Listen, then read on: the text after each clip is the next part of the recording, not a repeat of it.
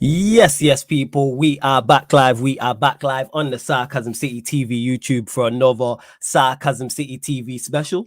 For those that haven't seen the Sarcasm City TV specials before, it's where I sit down and it's one-on-one live streams with the biggest and best content creators in the game. And the irony that we're late here, and this man right here coined the phrase lateness is greatness. That's testament to his influence, first and foremost. Secondly, I don't think he gets, I know he gets a lot of plaudits and thoroughly deserved, but I don't think he gets the plaudits he deserves for the amount of work that he does and how consistent he is. Like we've all heard the phrase, a man of many traits, a master of nothing. This man's a man of many traits and excels at absolutely everything. Whether it's on his own channel, which is growing, I don't even know what astronomical subscriber number he's at, whether he's doing solo videos. And that's how good he is, that he can do solo videos by himself, but then he's got elite talent ID. He put together a show that I'm a part of, Battle of the North, which I get asked about legit every single week. And ironically, that Daps was the one who's just rated here from Never a Foul. Big up to Daps each and every time. So that's testament to his ability to not only host, but put a panel together for a successful show. But then you might see him on DR Sports as well. And even on DR Sports, he's then more of a shooter than he is giving assists. But then he'll be doing F1 as well. Then you might see him on the red carpet at Fast and Furious premiere. He might be at the launch of TNT Sports. Like the list goes on. He might be advertising some form of food company. Absolutely. Like I said, man of many traits, excels at absolutely everything. And of course, let me not forget, a part of one of the biggest shows as well, Big Six. You know what I'm saying? Integral member of that show. They went out to New York, big up the whole Big Six gang as well. But welcome returning, man like Matisse. Thank you so much. What are you saying, This man? guy, every time I come on his channel, he's just be making me blush, man. Goddamn, what's wrong with That's you? only right, man. What's wrong with you, bro? Nah, man, it's an absolute pleasure, man. It's an absolute pleasure. I even miss our shows that we used to just do on Twitch there. We used to chat a whole heap of shit, bro. We used to speak about everything and anything. But yeah, it's an absolute pleasure to be back. Yeah, big up the chat as well. And yeah, man, looking forward to it. Looking forward to the show.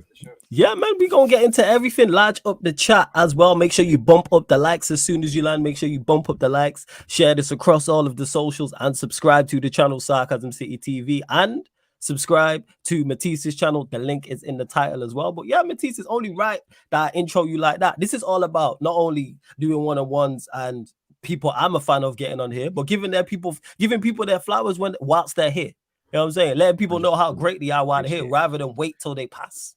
You know what I'm saying? I appreciate it. I was watching your show last night with Lewis, and you said that, and it's spot on, to be honest. Like you just have to, when you go around, I say it, you know, you have to appreciate it. And when I go down the street and people talk about Battle of North, and they say to me, yo, that show is top. Like even the show we just did, the ending, the comments, just people are just loving the ending of that. And the it's not even, like I said, like you'd think that kind of stuff is planned, but it's just going off the cuff, and everybody's just chipping in and putting their 2 cents in, and it's just coming together and becoming a mad show. So yeah, it's one of the shows I do that I know, even if I've had a long day and I'm tired, I know when I do that show, I'm gonna have to be wide awake, and I know that show is gonna be fire. So yeah, man, I love that show. Yeah, it is. And the chat are saying they're getting, yeah, I love that show too. They're saying they're getting an echo from you, but I don't know if it's on my side or your side. I'm not sure. It might be. I'm not sure.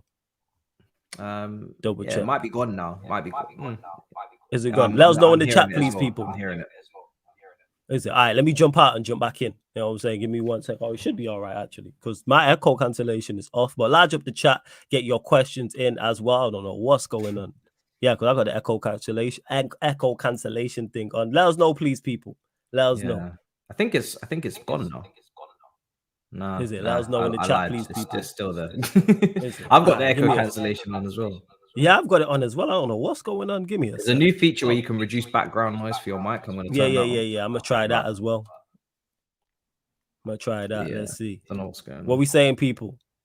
Man is saying it's calm. Still there? Let us know. Let us know in the chat. And while it's slightly there, but it's dropping ever so slightly. It's dropping. But I don't know what it is, because even my headphone playing up. I don't know what's going on.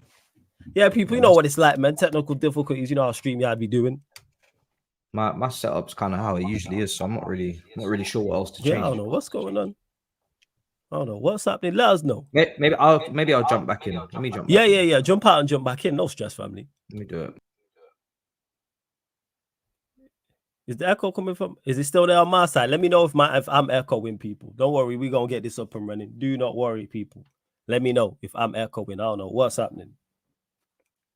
I don't know what's up, but let's bump up the likes, share this across all the socials, and subscribe to the channel. It's the echo from me. That's what I need you lot to let me know. Let me know if it's from me before I click Matisse back in. This is why I fucks with you lot, because you lot help with the assistance of the show.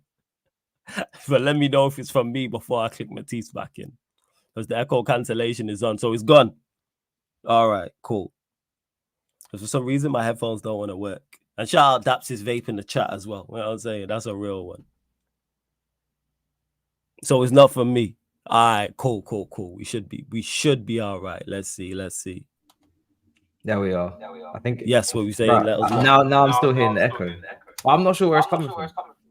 It's because I have 1 second. Let me get some different headphones. Give me 1 second, fam. I'm not sure where it's coming from. Give me 1 second. Yeah, it's a strange one, people. All of a sudden, my headphones don't want to work. CB's on to me. He's like, yo, fix it. But this is my usual setup. I'm using my normal headphones. Everything's plugged in. I don't know what's going on, guys. Oh, wait. Man is saying it's not me. I think that's it gone now. No, I lied. Don't worry, people. Man, we gonna get this shit they're telling me I'm the problem. I'm like, yo, there's nothing else. There's nothing else I can do. I don't know what else to do. Yeah, I don't know why my headphones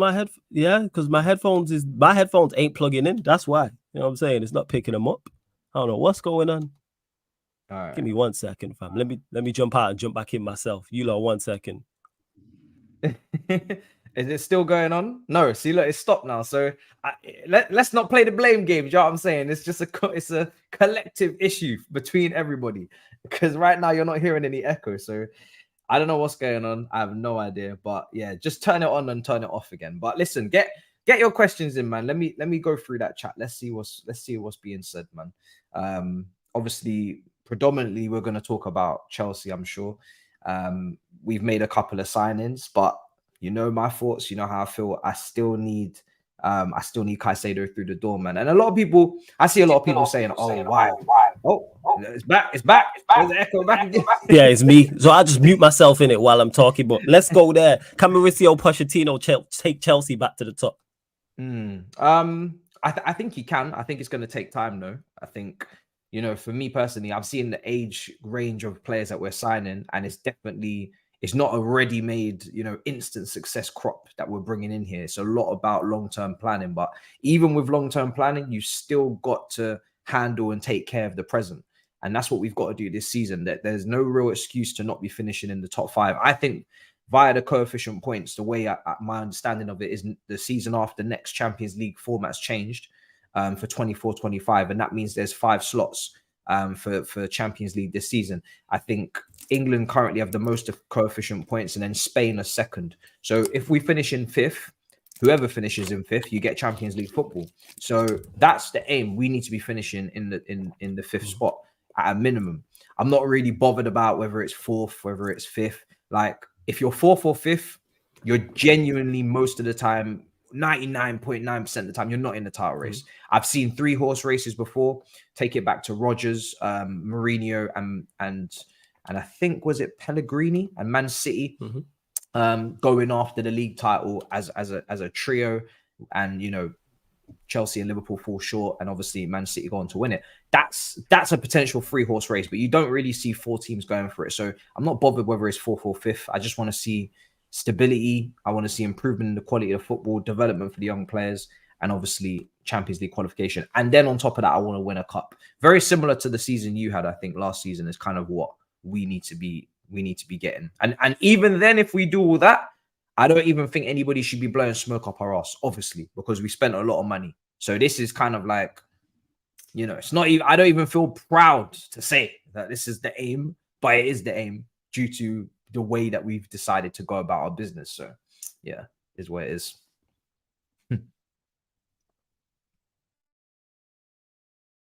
Oh, you still muted? Wait, he's fixing something. He's fixing something.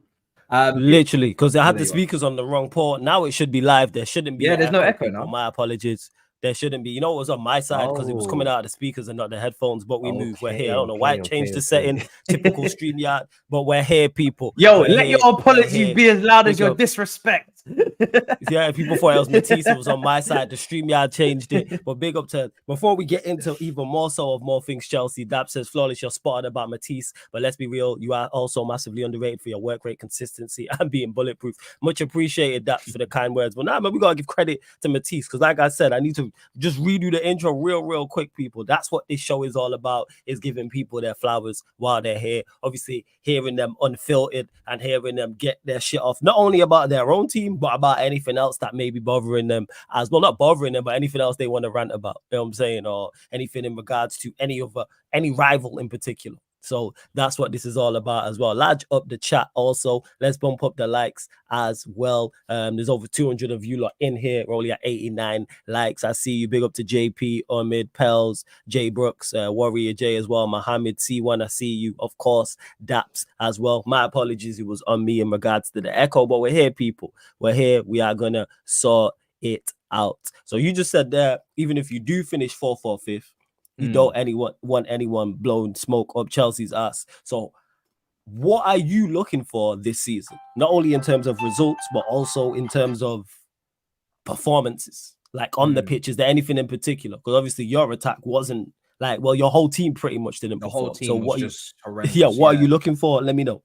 Yeah, I mean, the reason why I say that is because it's like we should be in the Champions League. You know, we should be in the Champions League every single year at a minimum. That's the expectation. We're just trying to get back to where we should already be. Last season was horrendous. It's probably one of the, if not the worst performance from any big team in the history of the sport. You know what I mean? Like without being deducted points, you know, without being deducted points, which is what Juventus were, and they still managed to, you know, actually finished on a higher points tally than us. I'm pretty sure.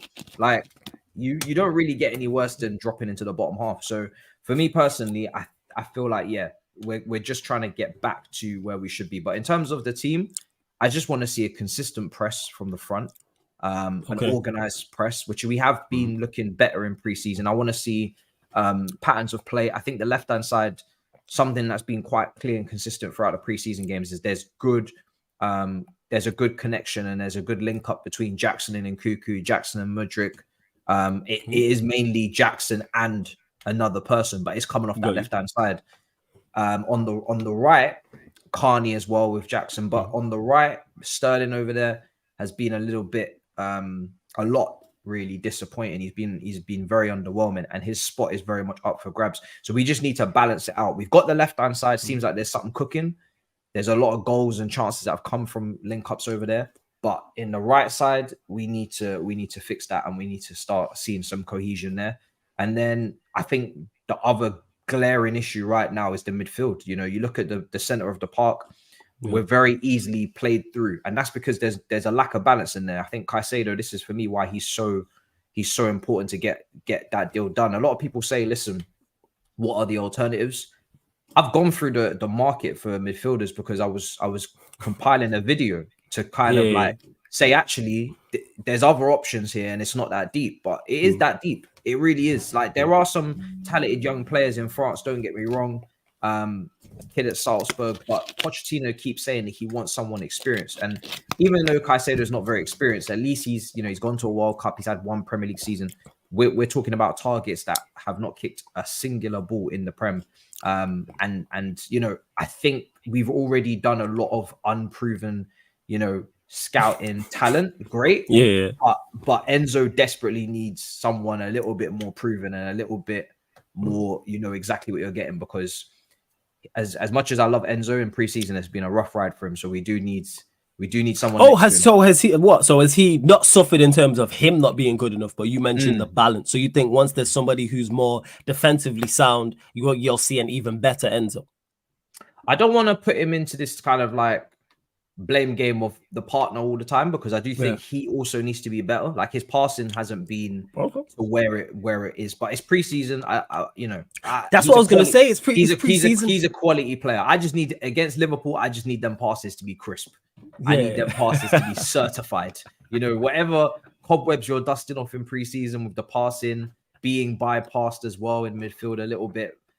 Whatever you're dusting off, just make sure at Stamford Bridge against Liverpool in the first home game that you're back to your level. That's kind of what we want from him. But he's a quality player, but he does have deficiencies in his game. I think first phase, he's not an expert, you know, but that's not a problem, because I don't particularly want to see him as the deepest midfielder.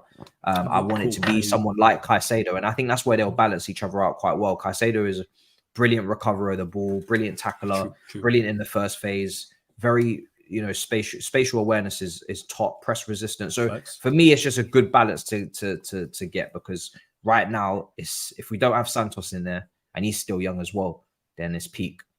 No, I hear that. So that was going to be my next question. Anyway, I was going to go to Caicedo, and you've just waxed lyrical about him and how highly you rate him. Are you at the point now, considering how long this saga's gone, where we need him, he's quality?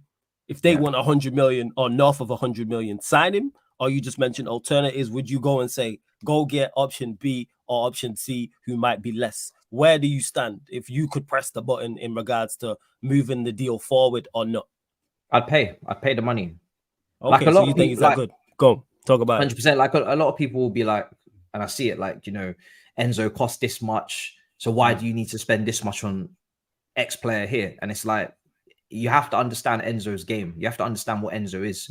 Just because a player costs a certain amount, it doesn't mean that they necessarily don't have deficiencies in their game. You know, you still have to play them in their right position and play them in their right role. You know, you don't sign, say, you know, Grealish for 100 million and then go and stick him at wing back and be like, why do we need to spend X amount on a left back and change to a 4? Why can't Grealish just do what he's being told to do? It's like, bro, that's not his position. And Enzo is not a sitting midfielder. I said it before he arrived. He played next to Luis at Benfica in that double pivot. For, you know, he had someone that was a little bit more physically, you know, robust next to him to do the defensive work. He does chip in. It's just not his. It's not his forte. It's not his expertise to be shielding the back line. I don't particularly want to see him there. It's like, you've got all of this passing range and all of this potential key to unlock the door. Why am I going to have you picking up the ball for the centre backs? It doesn't make any sense. So for me, it's a position that we need to rectify anyway. Like, we've needed it regardless. We let go of Kante. We let go of Jorginho. We let go of the defensive players in the fact that they would win the ball and recover it. We need to bring someone in. It's whether it's Caicedo or not, someone got to come in. Okay, so would you be disappointed if you didn't get Caicedo or you signed somebody else for that role? Is that where you're at? Because it seems you rate him highly and think he'll have a big impact on the team. Yeah, I think obviously, you know, you have to give credit to De Zerbi in the system, because I think if like a Lavia was at Brighton last season, I think he would have got massive plaudits for how he would have played in that system. I think he would have been brilliant. That's fair. It's just when you're searching for like some sort of guarantee, you just match up Caicedo's statistics and his range of traits, and you put it out there into the world, and you look for other alternatives. And the other man don't have the variety. They're good in some aspects of what Caicedo does, but they're not good in others. I even look at and people were hating for years on this opinion, but I even said on N'Golo Kante. N'Golo Kante for me was never a sitting midfielder. I would never ask him to anchor in midfield. I would always either ask him to play next to a sitter or play as a box to box, because he was someone that wanted to, you know, go and get the ball, go and make those kind of aggressive runs to intercept, to tackle, and be on the front foot. He wasn't one to just sit there and kind of just wait for things to come to him. Caicedo, I feel like, actually could be a player that actually could sit, and is a player that still can be molded as, he doesn't have to be a box to box just because he's got legs. He can actually be a sitter, and he can, you know, in the first phase, like I said, receive the ball under pressure and do those things. So for me, I just look at the traits and I think to myself, who else can pass? Who else can be press resistant? Who else can tackle and intercept to the high level? You know, who else has then proven it as well in the Prem? And also, Brighton play at a level that everybody wants to play at. It's not like as if he's coming from this negative team that play counter attack, and will he translate? Brother, I'm trying to play how Brighton play. you know what I'm saying? You Like, trying to play how Brighton play, but I'm trying to want play how better. they You want play. better. Yeah, but you want better. Actually, better results. Brighton's results would be better for you, look. So yeah, I get your point, bro. Obviously, like we gotta get point. better results than Brighton because we ain't trying to finish 7th. Yeah. But like, who was playing better football than Brighton last year? Like, they played very good football. You could say Arsenal up until February. You could say maybe City as well. Obviously, you always got to put their hat in the ring. But Brighton, after that, Brighton are the 3rd best team in terms of the style of play last season. So if you're going to Brighton under De Zerbi in particular, and you're seeing look at Still against you guys versus De Gea in terms of the pass completions and the way he's spraying the ball both feet, I was like, what's going on? I used to use this guy on Football Manager 2013 at Middlesbrough, and he was nothing, bro. He was a championship goalkeeper. Now he's spraying passes on his way to European football. So I don't know. I just feel like a lot of the time when we make signings, we've translated it wrong because they've come from a different style of play, a different system, and they play a different brand of football. They play into space or whatever they take advantage of. But you see Caicedo playing in the heart of a De Zerbi team. Give me some of that, bro, because that brother must be technical as shit. 100%. Okay, so that's where you're at with it. All right, that's fair enough. And on top of like Caicedo, is there any other positions you look at and go, we need to strengthen there? So, for instance, you mentioned how light you are in midfield, not only in quantity but also in quality as well. So, as another central midfielder, you would like in an ideal world, maybe somewhere else in the attack, maybe the defense. Obviously, goalkeeper, you just signed Sanchez, you're looking to sign Sanchez, which we'll get into as well. But yeah, thoughts. Also, you guys finished 6th. Apologies, not 7th. But it's still not good enough because we need Champions League. But anyway, that's fair. In terms of other areas, people talking about the striker, I wouldn't mind. I'm not opposed to it completely. I just feel like if we're going after another striker, sorry, this makes me laugh from last week.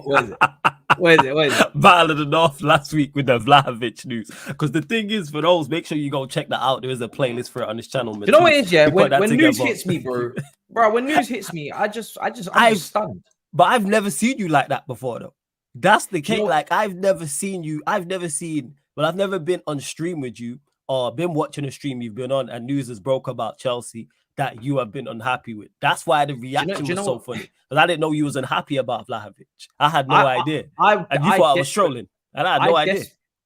I desperately want to get rid of Lukaku. Desperately. Talk about it. We'll go with Lukaku. Bro, yeah, let's go there. I will take that man to any airport, Stansted, Heathrow, Manchester, Piccadilly. I don't give a damn, bro. But in terms of the striker, I'm very particular now. And the thing is, I've been burnt before, so I'm learning from my mistakes. Okay. Unless the striker is ticking every single goddamn box, I'm not in it. I'm not involved because our record with strikers is so bad that I need to be guaranteed that this person's technical ability is like bang on, and their all-round game is very polished. And the thing is with Vlahovic is that, for me personally, it's not even the fact that just going for another striker. If you're going for another striker, you have to get rid of Brozier. You have to sell him or you have to loan him. You may as well even just sell him at this point because it's like you clearly maybe don't really have a plan for him to really come back into the first team, because the whole thing was Brozier's coming back from an injury and Poch actually really likes him. So maybe we'll see what happens. Obviously, people haven't seen him in the preseason now, so they've kind of just said, you know what, we ain't got time for this. Keep it moving. Yeah, you lot have absolutely hyped up preseason. That doesn't, it doesn't really sit well with me because I feel like if a professional footballer picks up an ACL or massive injury, defending your badge, defending your crest, the least you could do, in my opinion, especially when it's their first big injury, the least you can do is let them recover and show you that they're trying to get back to their best level. If they don't, fair enough. But if they do, then fantastic. But obviously, football's a lot more ruthless than that. But I just feel like, you know what I mean, like you sent someone out into the battlefield. They're on the front line for you. They're pressing. They're working hard. They're going up for duels, and then they get shot, and you're just like, nah, fuck it. Get to the side, bro. You know what I'm saying? We're like, we ain't got time for this. So I don't know. It's ruthless, but yeah, in terms of, because I think Brozier is a good player. I think a lot of our fan base have probably underrated him, in my opinion. I think he's a lot better than people think. But in terms of the striker, I would much prefer somebody that, I mean, look at the way Jackson's playing in preseason. The guy is holding up the ball. He's running the channels. His link up is fantastic. I just don't know what the fascination is with, I want a different version of a striker that has maybe more limitations, but I just want it for a contrast. Why when you have everything would you want now less? No other position in football's like this. If you see a midfielder that's all rounded, you don't go to yourself, you know what I could do with someone more limited that doesn't do the all round, like their all round game isn't as great, but I just want a contrast. Like in every position, in my opinion, should be searching for the best footballers and the most well-rounded footballers you possibly can. Why would you want deficiencies? Why would you want limitations? I don't understand it. In every other position, everybody's looking for a complete player as close as they can get to it. Full back, centre back. You're not looking for someone who can't contest aerial duels. Why would you look for that when you can get someone who can? Like, yes, we can cover up for it, but why would we want to? Goalkeeper. Yeah. Oh, he can shot stop, but he can't play out from the back. Okay, how about we just get both? Do you know what I mean? But why is it when it comes to strikers, people are like, yeah, do you know what? He's not actually good at dribbling, and we know that we need to unlock defenses and low blocks. But yeah, it doesn't matter. Let's just go with. We don't want that. Let's just get something else. Like, no, I want that too. Like, if you're a striker for Chelsea at this point, I want you to be able to do everything as much as possible. So, what is it Vlahovic doesn't do that you're so against? His pressing isn't for me good enough for a Poch team from what I've seen so far. Dribbling, we can leave that out the door because that doesn't exist. He doesn't do that. Do you know what I mean? He doesn't take on players. Do you know what I'm saying? So if I need him to take on a player, it's a little bit of a sticky one still. And I think, I think his touch and his link up is okay. I think, it could be a little bit inconsistent here and there. I don't want to judge him too much off Allegri's time because Allegri was a criminal. Do you know what I mean? I watched a couple of Juventus games and he was playing Chiesa as a wing back. When you're doing that, you're a bad guy. Listen, I think he's a good forward. I'm just seeing quite clear that Chelsea are not clear whether they want him or not. We don't even know if he's going to pass his medical because he's got a lot of injury issues. And I heard something about a chronic. Who was it? Is it a chronic groin injury? Pelvis. I've heard. Something I heard. I don't know how true that is, but carry on. Chronic. I don't know. I'm not a doctor.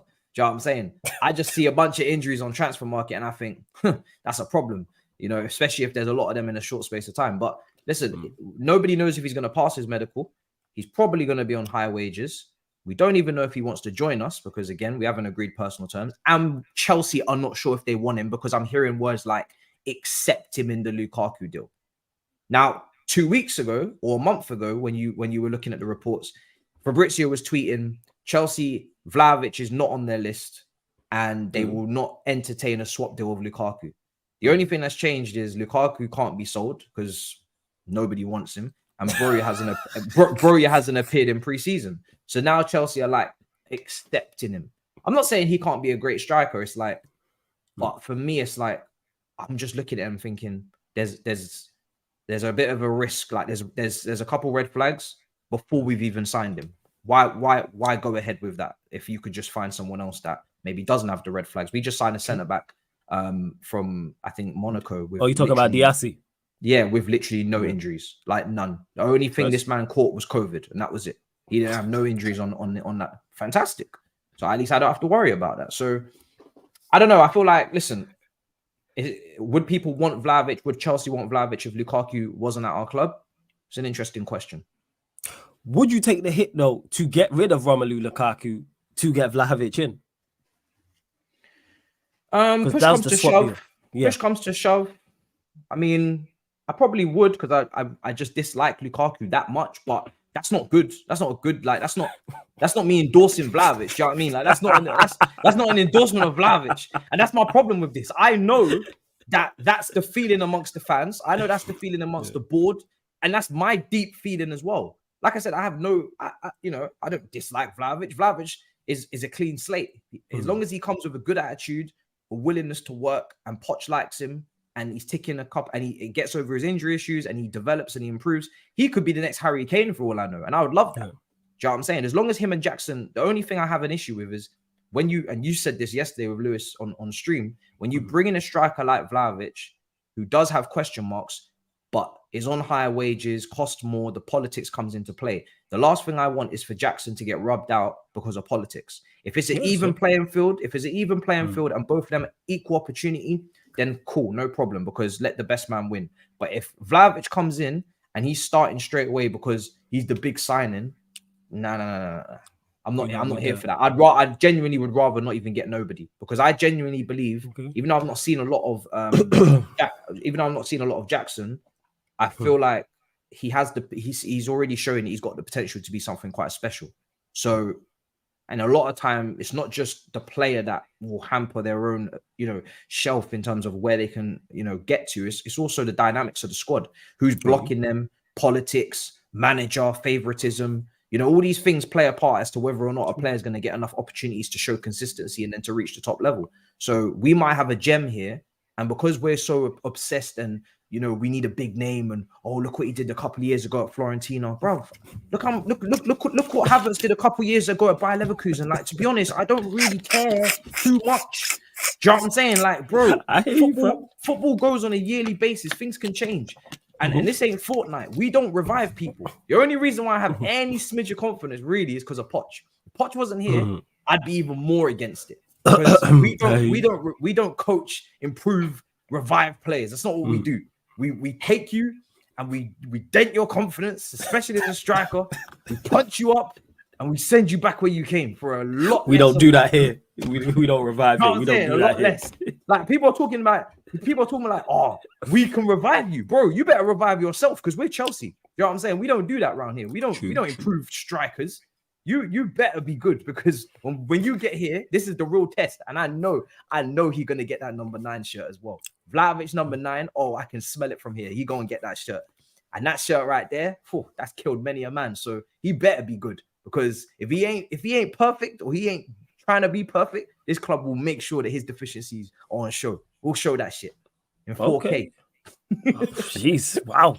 You show that. Okay, first. Hey, here's a Chelsea fan, but he's talking about Chelsea. That's why he's here. Sarcasm City special, people. Before we continue, just over 300 people in the building. Let's continue to bump up the likes, though. We're at 144. Let's get up to 170 likes. Like check 1212. Let's hit that like button. Continue to share this across the socials. Make sure you follow at Sarcasm City TV across the all the socials, and subscribe to the channel Sarcasm City TV as well. And don't forget, subscribe to the main man's channel here, Matisse. The link is in the title, people. Click the link in the title. It opens up a new tab. You can subscribe to his channel. And, you know what I'm saying, go to all his socials and see what he's promoting. Try to get a deal when he's doing 25% off, you know what I'm saying, for Uber Eats or Just Eat or something like that. But you mentioned that, we'll stick on the striker situation with Lukaku. So say today Lukaku did a video again and apologize wholeheartedly to all the Chelsea.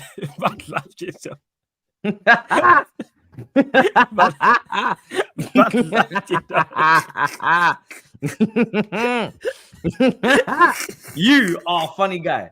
You know that? Why am I a funny guy? I've got to ask these questions. This guy really trying to run it back. Listen, I'm not trying to. I'm just talking from a hypothetical standpoint. Yeah, go on. This brother could apologize. He could send flowers. He can take us out for a wonderful meal.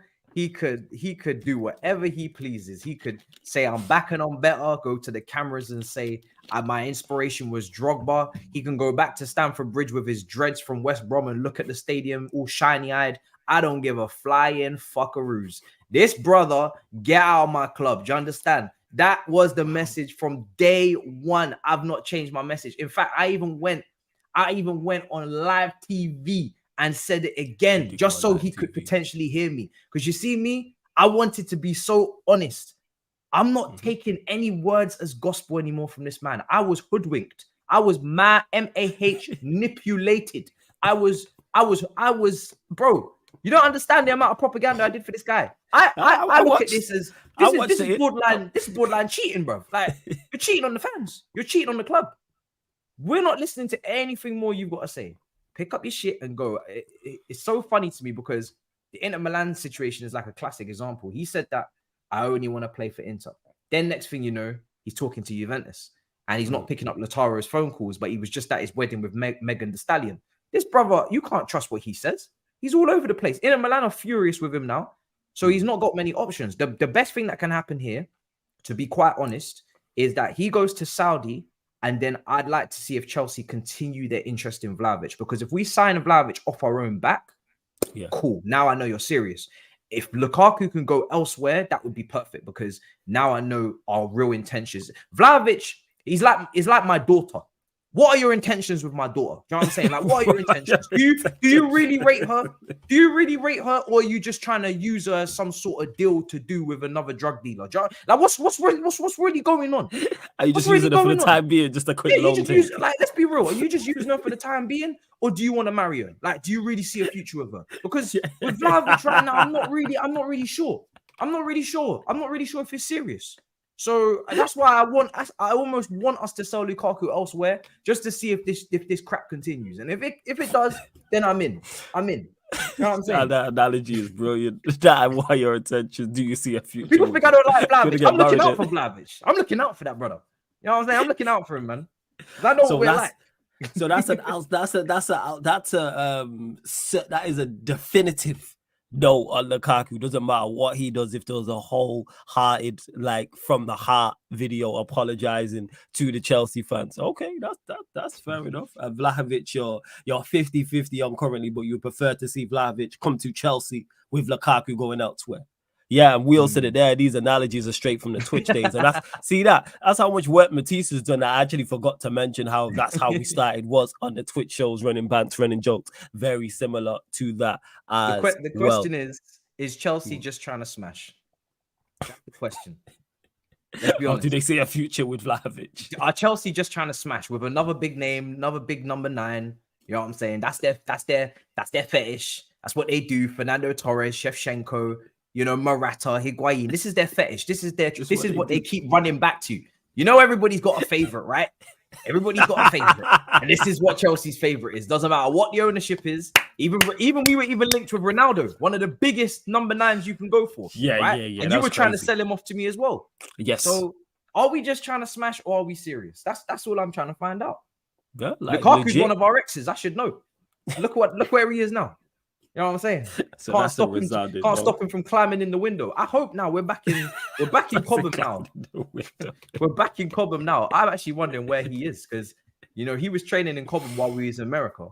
And one of the big rules I had was when we get back, he can't be here because I don't want him to start, you know, whispering. You know how these Courtois, Lukaku, when they get in front of the Belgian press, they like to have a little whisper, little gossip. A lot of drama in that camp. So I was hoping that when we get back, he's not there, because I don't want him getting in the ears of Mudryk and other players. You know, we just got ourselves good atmosphere, young team, impressionable. You know how youngsters are; they can be very influenced.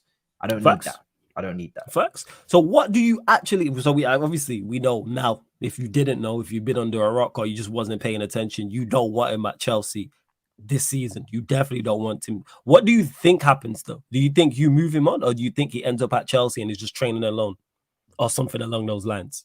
It's tough because when no one will pick up the phone to your calls, anything can happen. Like he may just have to stay, but that would be the worst case situation. But if he does end up staying here because nobody buys him, he has to go to the. Does he go to the reserves, or do I rate the reserves higher? Yeah, that's what I was going to say, because you said you don't want him around the place. Reserves, but you don't want him in the reserves. Train alone. I don't want him in the reserves, man. Oh, listen, I would love to just say, like, if we can't sell him, you have to loan him. If you can't loan him, I'd love to release him. If you can't release him, I guess you got to put him in the reserves. But I don't know, man. I'm not even trying to disrespect the reserves like that, to be honest. Like, there might be some gems in there. I don't know. I think the reserves is probably where the last resort. But no, don't even let him near for the first team. Like, no chance. No. So even an injury, say you don't sign Vlahovic, injury to Jackson, big run, run it back. I don't give a damn. We could have injuries to Jackson. We could have injuries to Jackson, Nkuku, and Broya all at the same time, and I would then put Sterling as a false 9 before I'd bring Lukaku back. That's how serious I am. You mentioned it there though, loan. Would you be willing to loan him out again? Is it that desperate where you're like, even if there wasn't an obligation to buy as part of that deal?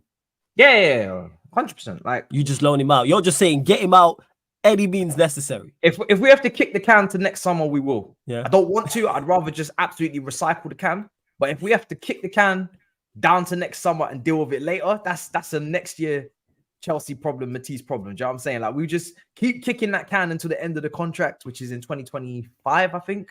Or 2026. Oh, is it 2025? Oh, 2026. Right, so he's got 2-3 years. Yeah, I hope it's 2025. Let us know in the chat, please, people, when his contract actually runs out. But go on, carry him. Yeah, even saying people loan him to Strasbourg, I wouldn't even want to loan him to Strasbourg because we got some players that we actually have hope for going to Strasbourg. Like Strasbourg is part of the Code Blues, group, part of the affiliation. They're our new Vitesse. So I have to care about Strasbourg now. I didn't know too much about Strasbourg a couple months ago. Now I have to care because they're going to be looking after and developing a lot of our players. So I don't want to send him into that environment. And he wouldn't even go there anyway because his ego is way too big for that. Do you know what I'm saying? He ain't going to Strasbourg. This man don't even want to go to Saudi. And it don't make no damn sense. Yeah. You don't even want to go to Saudi now. You're right. 110%. That is right. In regards to, speaking of players, obviously you're trying to move on. Let's move on to a couple of players you did indeed move on, who split opinion in your fan base as well. One ended up at my club, Manchester United. The other ended up at Arsenal. We will start with Mason Mount, and we'll start with why. And you were someone who was very critical of him when he was at Chelsea and said you were happy to see him move on. Why were you so critical of Mason Mount, and why was you so? Because if I remember correctly, you was happy. You wanted him gone. You was happy to see him leave. No. I was actually cool with him. I was actually cool with him staying. Oh, he's cool. Okay, I stand corrected. That was probably Lewis. Lewis. Damn, Lewis definitely was. Lewis definitely was. We discussed that yesterday. So, okay, you're on the flip side then. I stand corrected. That's why I said if I remember correctly, so my memory was off there. Why was you willing to allow Mason Mount to stay? My preference would have been to keep him because I rate him higher probably than people that that don't. Obviously they think last season obviously he was poor. Last 18 months he's been poor. However, I thought okay, maybe Poch might be able to get him back to his first player of the year season, maybe even get him back to that level, even maybe a second player of the year season. But the longer time went on, the less I really cared. Like I wasn't one of these people that was like, oh my god, you're cutting the fibers of the club. You're disturbing the vitamins of the club, the cotton fiber, the crest, the badge. Everything is not real. It's not Chelsea. It's not. I don't give a damn like that. No. Let's not take the piss here. Like he's a good player, but he's not Hazard. He's not Hasselbank. You know what I mean? I'm trying to think of any other H's. Like he ain't that guy. He's a very good player with potential, if under the right circumstances and the right coaching. But with all the drama around him and all of the he said, she said, bro, at that point, at the end, I was just like, I don't even really care. Like, and I kept saying it because people kept asking me on my shows, and I was like, I don't really care anymore. I didn't even enjoy speaking about him anymore because he was so polarizing that you just don't even get to speak about him as a player anymore. Now you're just, or what he could be or where he needs to improve. Now it's just all this politics around him, whether it's, the contract, how maybe his dad influenced certain negotiations, the changing of the agent, the image rights, the social media, the overrating, the overhating. I was like, bro, I don't really, you're not worth all this. No disrespect. You're not that good where I need to be having this big, long hour discussion about Mason Mount. Like I've seen players like Eden Hazard. I've seen players like Frank Lampard. I've seen players like Drogba, like Essien, like Terry, like, you know what I mean? Like, I don't need you. You're just not that guy yet to be talking about all of this. Like people doing mind maps, bro. Like, FBI criminal investigations. Do you know what I'm saying? Images on the wall. Mason Mount, he was here at 3:05. He posted that 4:30 on Instagram story. If you check there, this is where his brother lives. Brother, no. This is Mason Mount. This is not the next coming of Ronaldinho. We're not doing all that. So from that moment, I just said, you know what, bro, just do whatever, bro. I don't care. You know what I'm saying? Just whatever. Because we're going to replace you and we're going to move on. Do you know what I mean? The club's not going to go bust. We're not going to fold.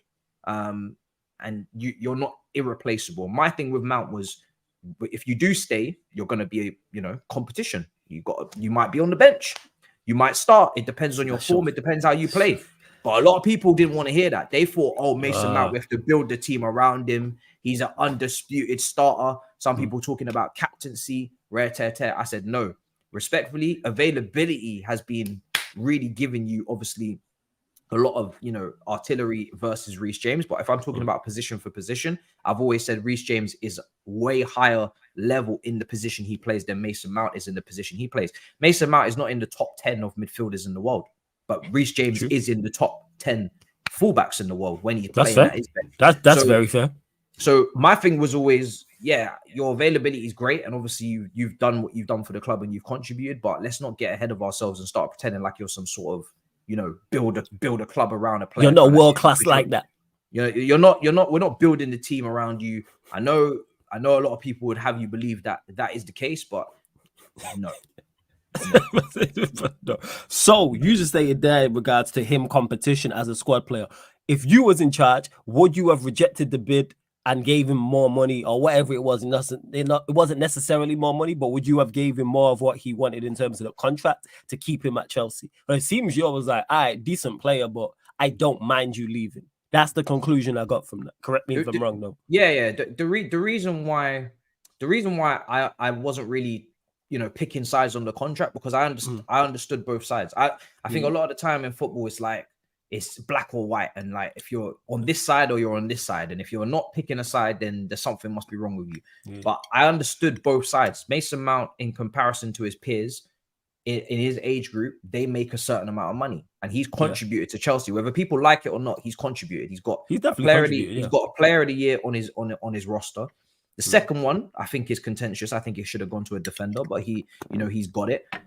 But, you know, the first one, he was the best player in the Chelsea team that year. His second season, his rise from the first season, where, you know, he did very well. They all did. We finished top 4 with no Hazard, you know.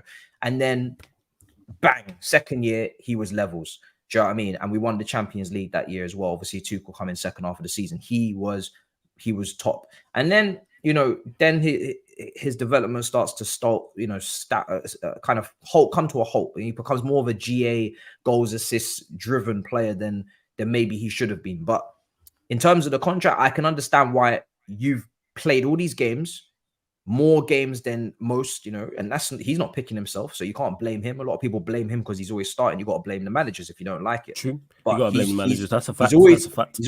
He's always training. He's always available. He's always playing. He has been delivering, right? He's scoring big goals in Champions League, running. He's getting assists.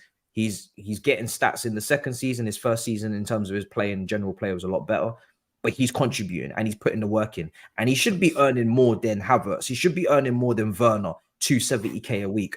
Baba Rahman making 100,000. Mason Mount was making less than him. Hudson-Odoi making 120. Mason Mount earning less than him. Loftus-Cheek making 150. Mason Mount earning less than him. So if I'm Mason Mount and I'm hearing Baba Rahman, I'm hearing Hudson-Odoi, Loftus-Cheek, Timo Werner, Kai Havertz, I can keep going and going and going. Players that are earning double what I'm making in some cases, or at least a good 60, 70k more. I'm gonna be like, what the fuck? Like, send me my 200,000 immediately. Yeah. But in terms of the board, they're looking at him, they're thinking, I don't think you're really all that. I don't think we rate you as highly as you rate you. And obviously, the key thing with Mount is that just because he was at one point Chelsea's most, you know, important player 1 year in terms of the performance, and he's been one of Chelsea's most important players since he's come into the team in terms of his contributions, we have not been winning the league. So you still have to keep going up. Don't think that even though you've been the best, you're not the standard. Do you know what I'm saying? Like, the standard is, you know, Hazard. That's the standard. The standard is, you know, who's been winning the league and the best players in the title winning teams over 38 games. We are finishing 4th. We are finishing 5th. So you're the best player in a team that is finishing 4th. So you still have to keep improving. There's still levels. Be a title winning team. If you want to be a starter in a title winning team, you've got to keep improving. You're not De Bruyne yet. Do you know what I'm saying? If you want to be De Bruyne, cool, but you're not De Bruyne. So I get it from them at their side that maybe they don't rate him to be De Bruyne, and therefore, why am I paying you one of the max earners when I'm trying to bring the wage bill down? You look at Enzo's on like 120. Should Mason Mount be on double Enzo? I don't think so. So if you're bringing the wage bill down, then it makes sense as to why you're not going to offer him that, because I ain't going to be paying Mason Mount double what Enzo Fernandez is making. That's crazy. Yeah, that don't make no type of sense. And always people take note of that. That's Matisse, the Chelsea fan, who's just spoken positively about Mason Mount. Well, he said a couple things I want you lot to take from that. One, he'd have him as a squad player if he was there, fight for your place. And two, he's not crying about him leaving.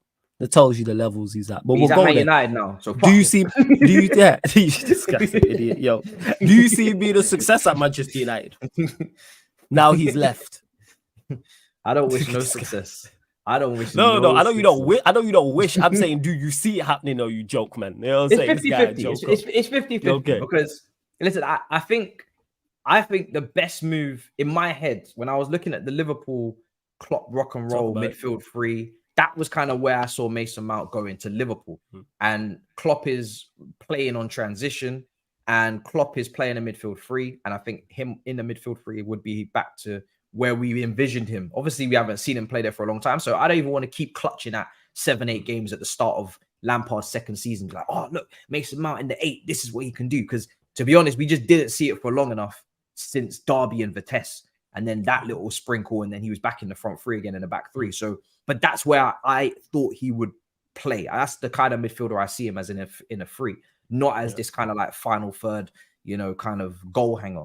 But and because he presses, this is where managers fall into the trap of we're just going to stick him high up the pitch, make him press Southgate, etc., and then he becomes that. So it depends on how Ten Hag uses him, and it depends on how Manchester United actually play the game of football.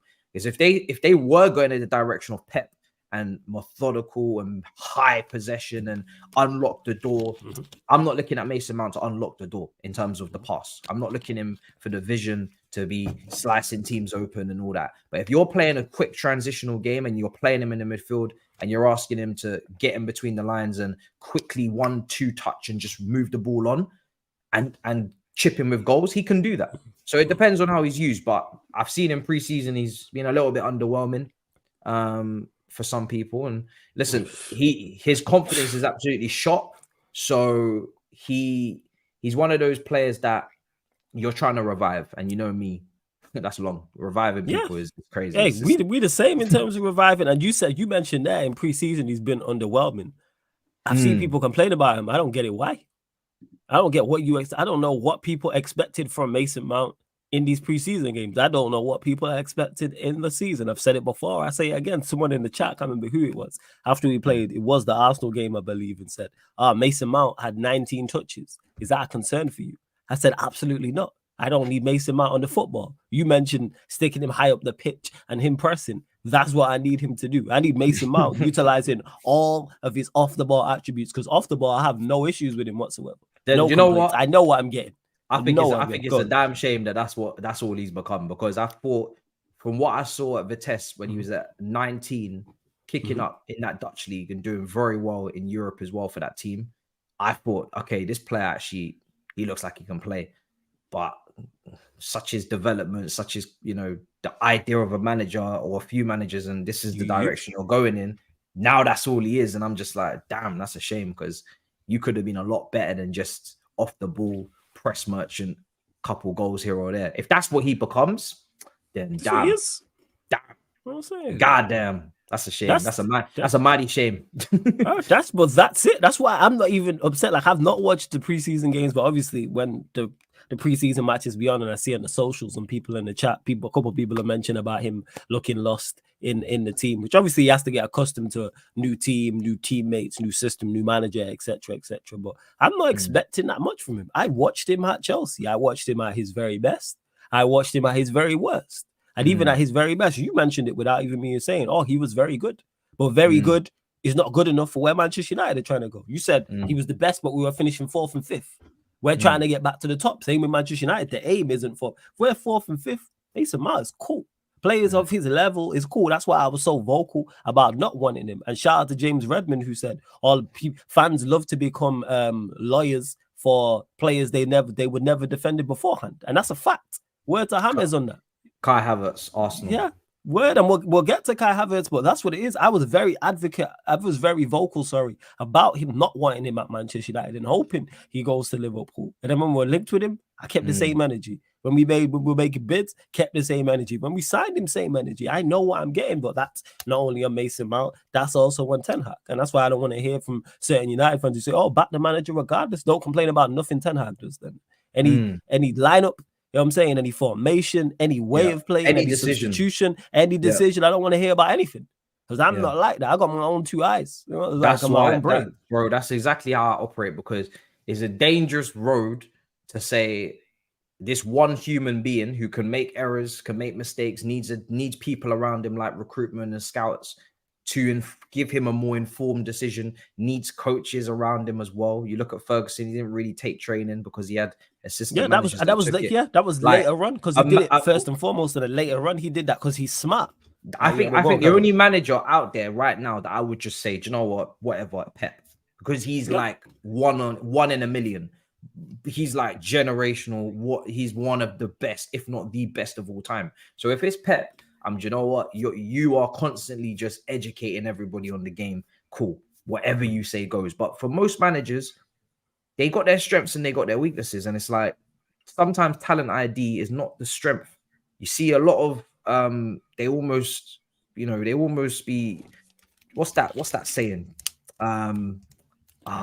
What's that saying, bro? There's a saying that's like, go on. There's a saying where it's like, I can't think, but it's almost like you're detrimental to yourself in a sense, but I can't remember the saying. But I'm trying to think. But go on, carry on. In a sense where just because obviously they're managers doesn't mean they know exactly. Yeah, they don't get things wrong. You know but Sir Alex Ferguson, the GOAT to me. You know what I'm saying? GOAT to me. Generational. Did everything in the game he could have, dominated for a long period of time. I questioned him.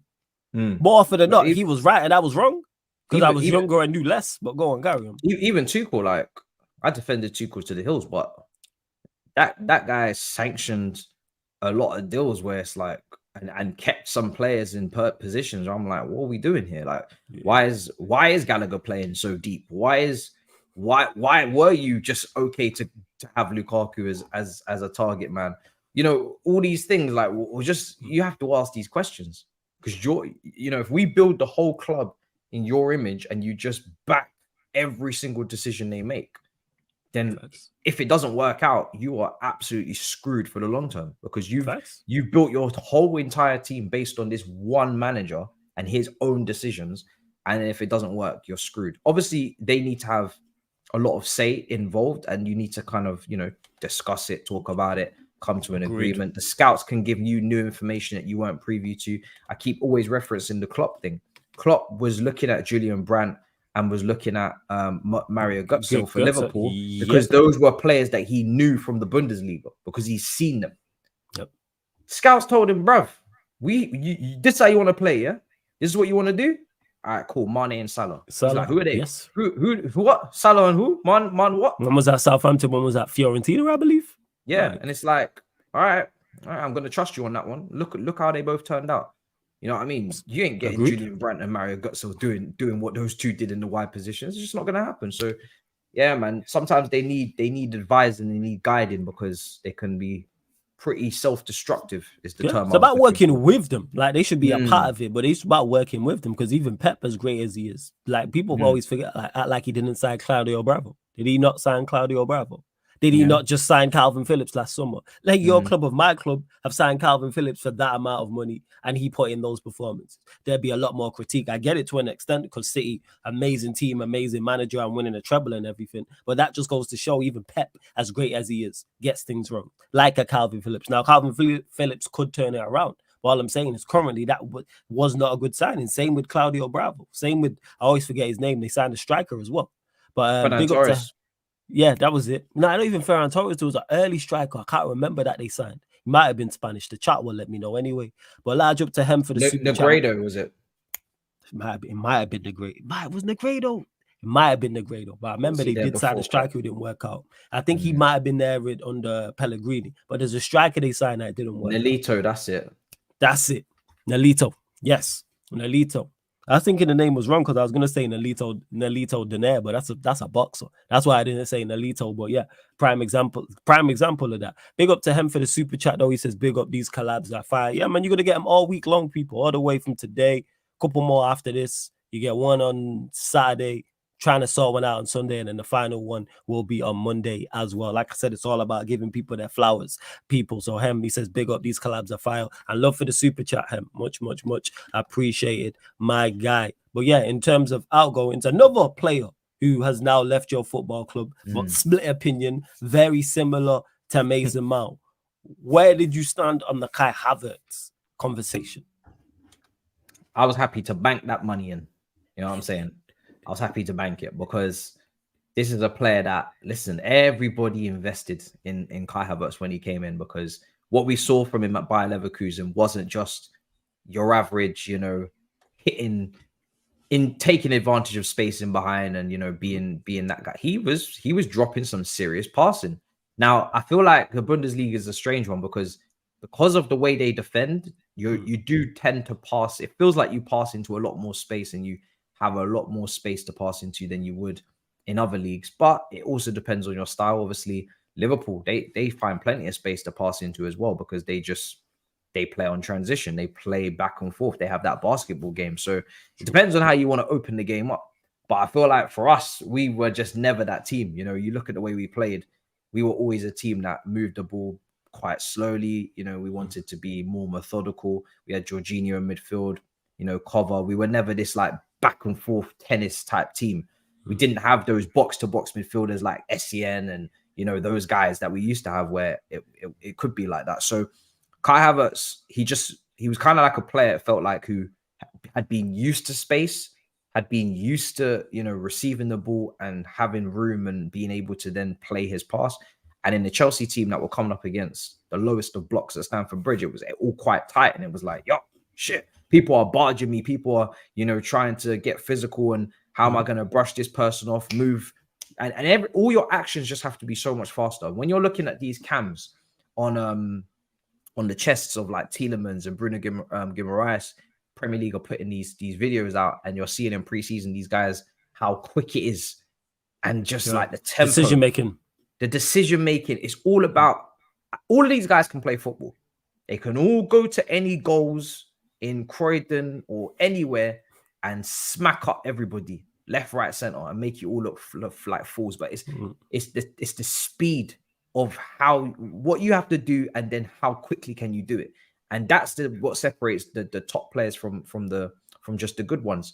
Doing it at a speed, doing it without even thinking. It's just second nature to you. You don't even, you're just scanning and you just assess everything so clearly. It's like you're playing PlayStation.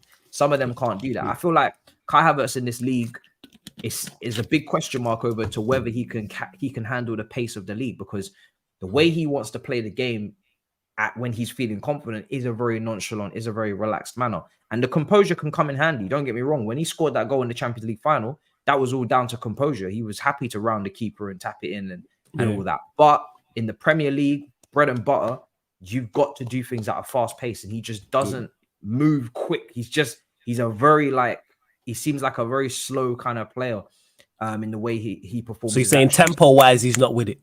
He's not, and it's like not from what I've seen, and it's like 1v1. He's like good at most things, but not elite at anything. There's nothing from his time at Chelsea. There's nothing I can pull to say he's elite at that. He's not an elite finisher. He's not an elite dribbler. He's not an elite passer. He's not elite at hold up. He's like his hold up actually as a false line wasn't too bad, but even then, sometimes like you'd see him hold up the ball, then it's time to make the pass and they'll overhit it.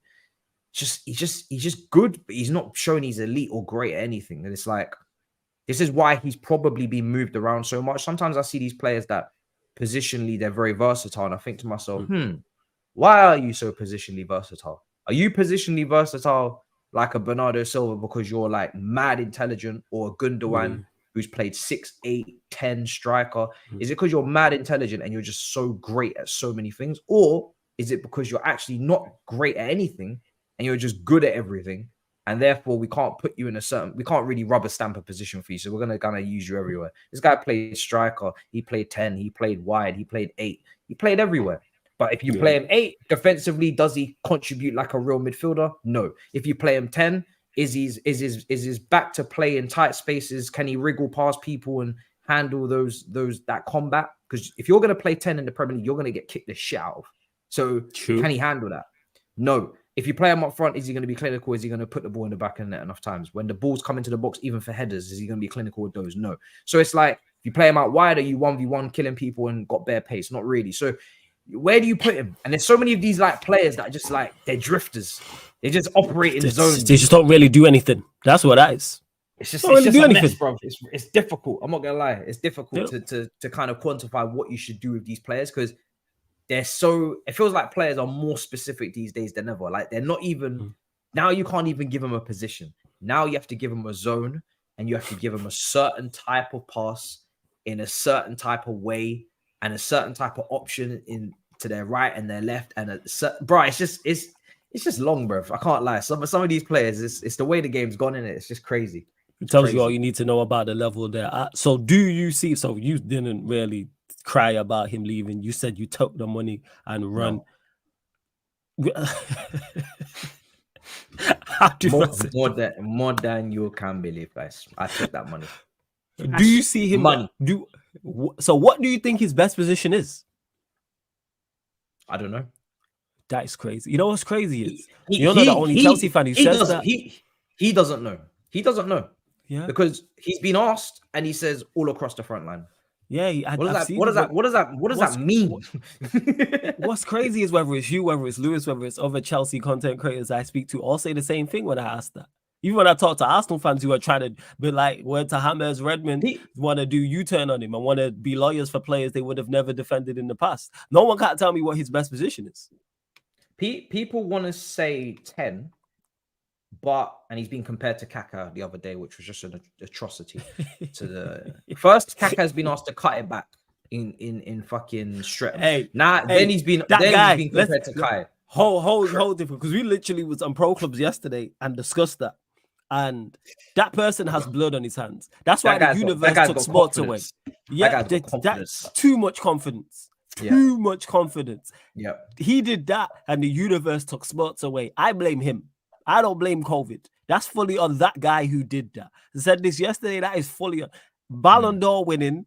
Well, I don't even put on Ballon d'Ors, but I just add that into the mix to let people know this guy was winning. This guy was the last player to be on the level with Messi and Ronaldo. World class, winning Champions Leagues, Serie A's, Coppa Italia's, one of the best players, World Cups, one of the best players we've ever seen.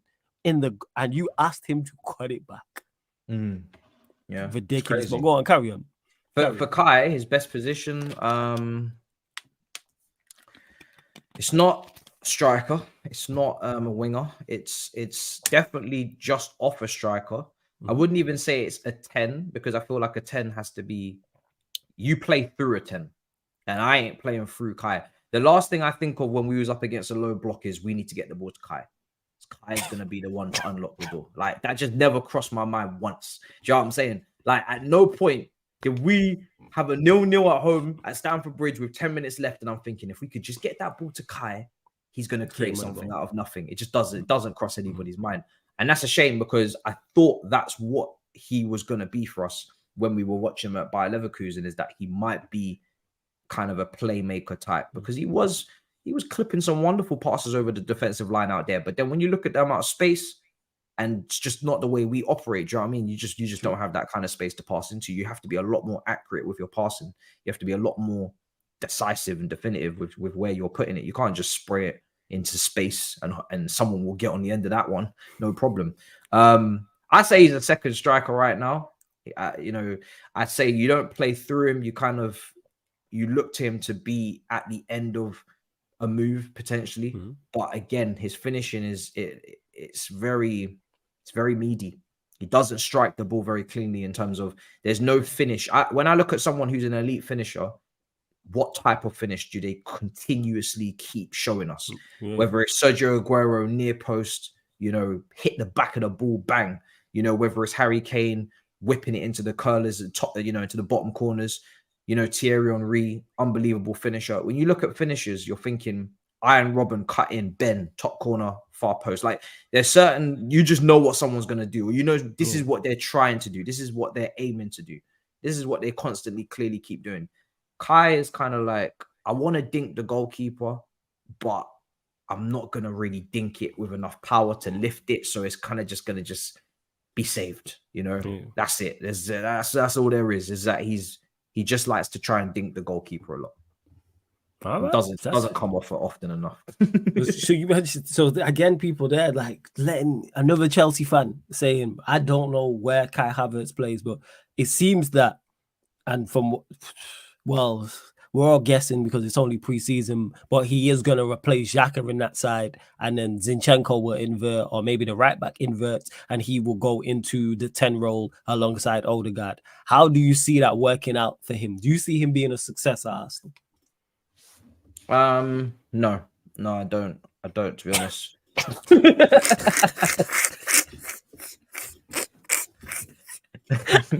Why is that? He is going into a settled team, good players around him, had a great season. Last season they did, even though they fell off towards the end.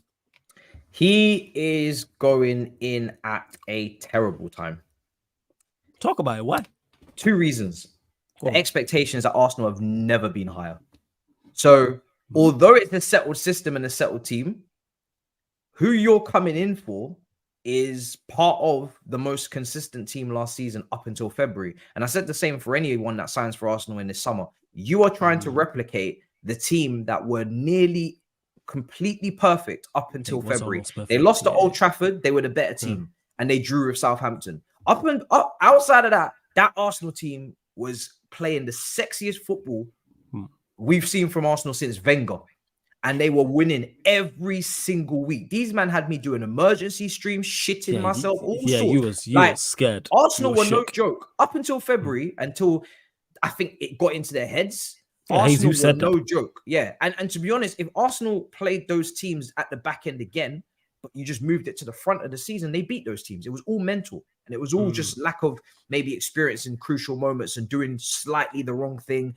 You know, kicking up a fuss at Anfield, pissing off the crowd, and bang, game changed. You know what I mean? But like, none of it was down to quality, in my opinion. It was all down to just the mental side and the pressure.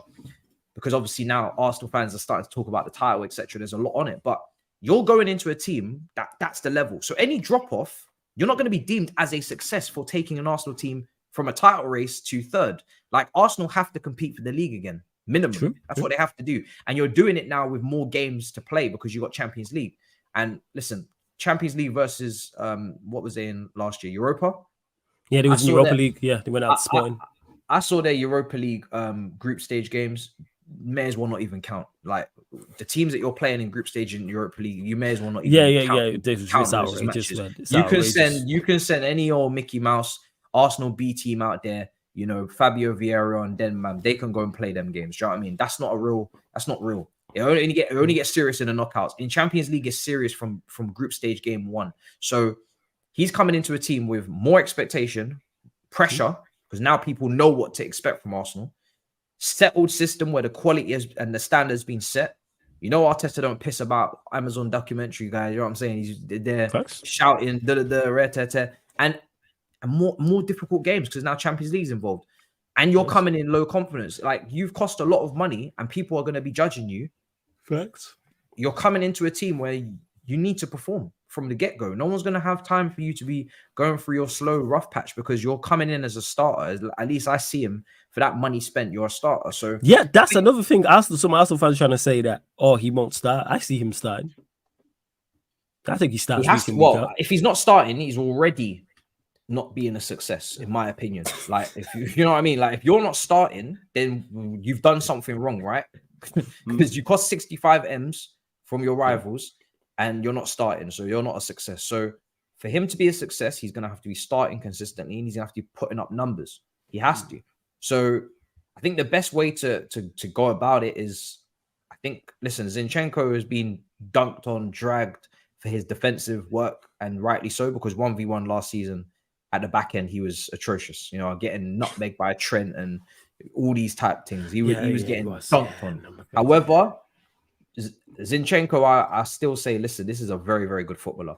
And he was a huge part as to why Arsenal were playing the way they were playing. I'm not just saying this because he just come off an interview with Rio Ferdinand. I did a whole tactical piece on DR with James about it earlier on in the season. I was saying, listen, Zinchenko is a very intelligent player.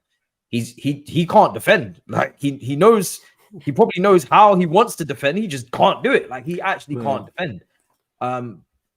because he's grown up as a midfielder, and I think even an attacking midfielder before that. But because I think for his country, he's an attacking midfielder. For his country, this brother will play 10. He's like David Alaba. David Alaba for his country will be the epicenter of the whole team. Go to Bayern Munich, suddenly he's at left back or Real Madrid. It's crazy. But Zinchenko, if you're going to look at the way he is on the ball in terms of ball carrying, passing, press resistant, I think he will be key to play those passes into Kai in the left channel. I think if they play Rice and Partey, I think, listen, defensively, that's very solid. And I think probably to get the best out of Rice initially is to play Partey with him. So he's not the absolute, fulcrum of the build-up and playing, because he's not used to playing in an Arsenal team. He's come from West Ham and the David Moyes. They don't play the same way.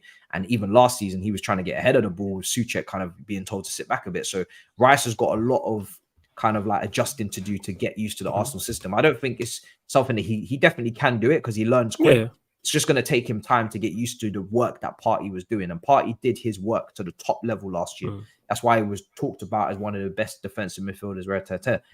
So I think if you're playing Rice with Partey, I think Rice is going to gain a lot out of that. But I don't think Havertz is going to gain a lot out of that. I think Havertz would do a lot better with having Zinchenko play in that position next to Partey when he tucks in. And he's just a smooth operator. And because he's on his left side, he's playing that pass naturally out. Yeah. Where'd you play Havertz? Havertz will have to play where Xhaka plays. He can't play where Odegaard plays. That's a fact.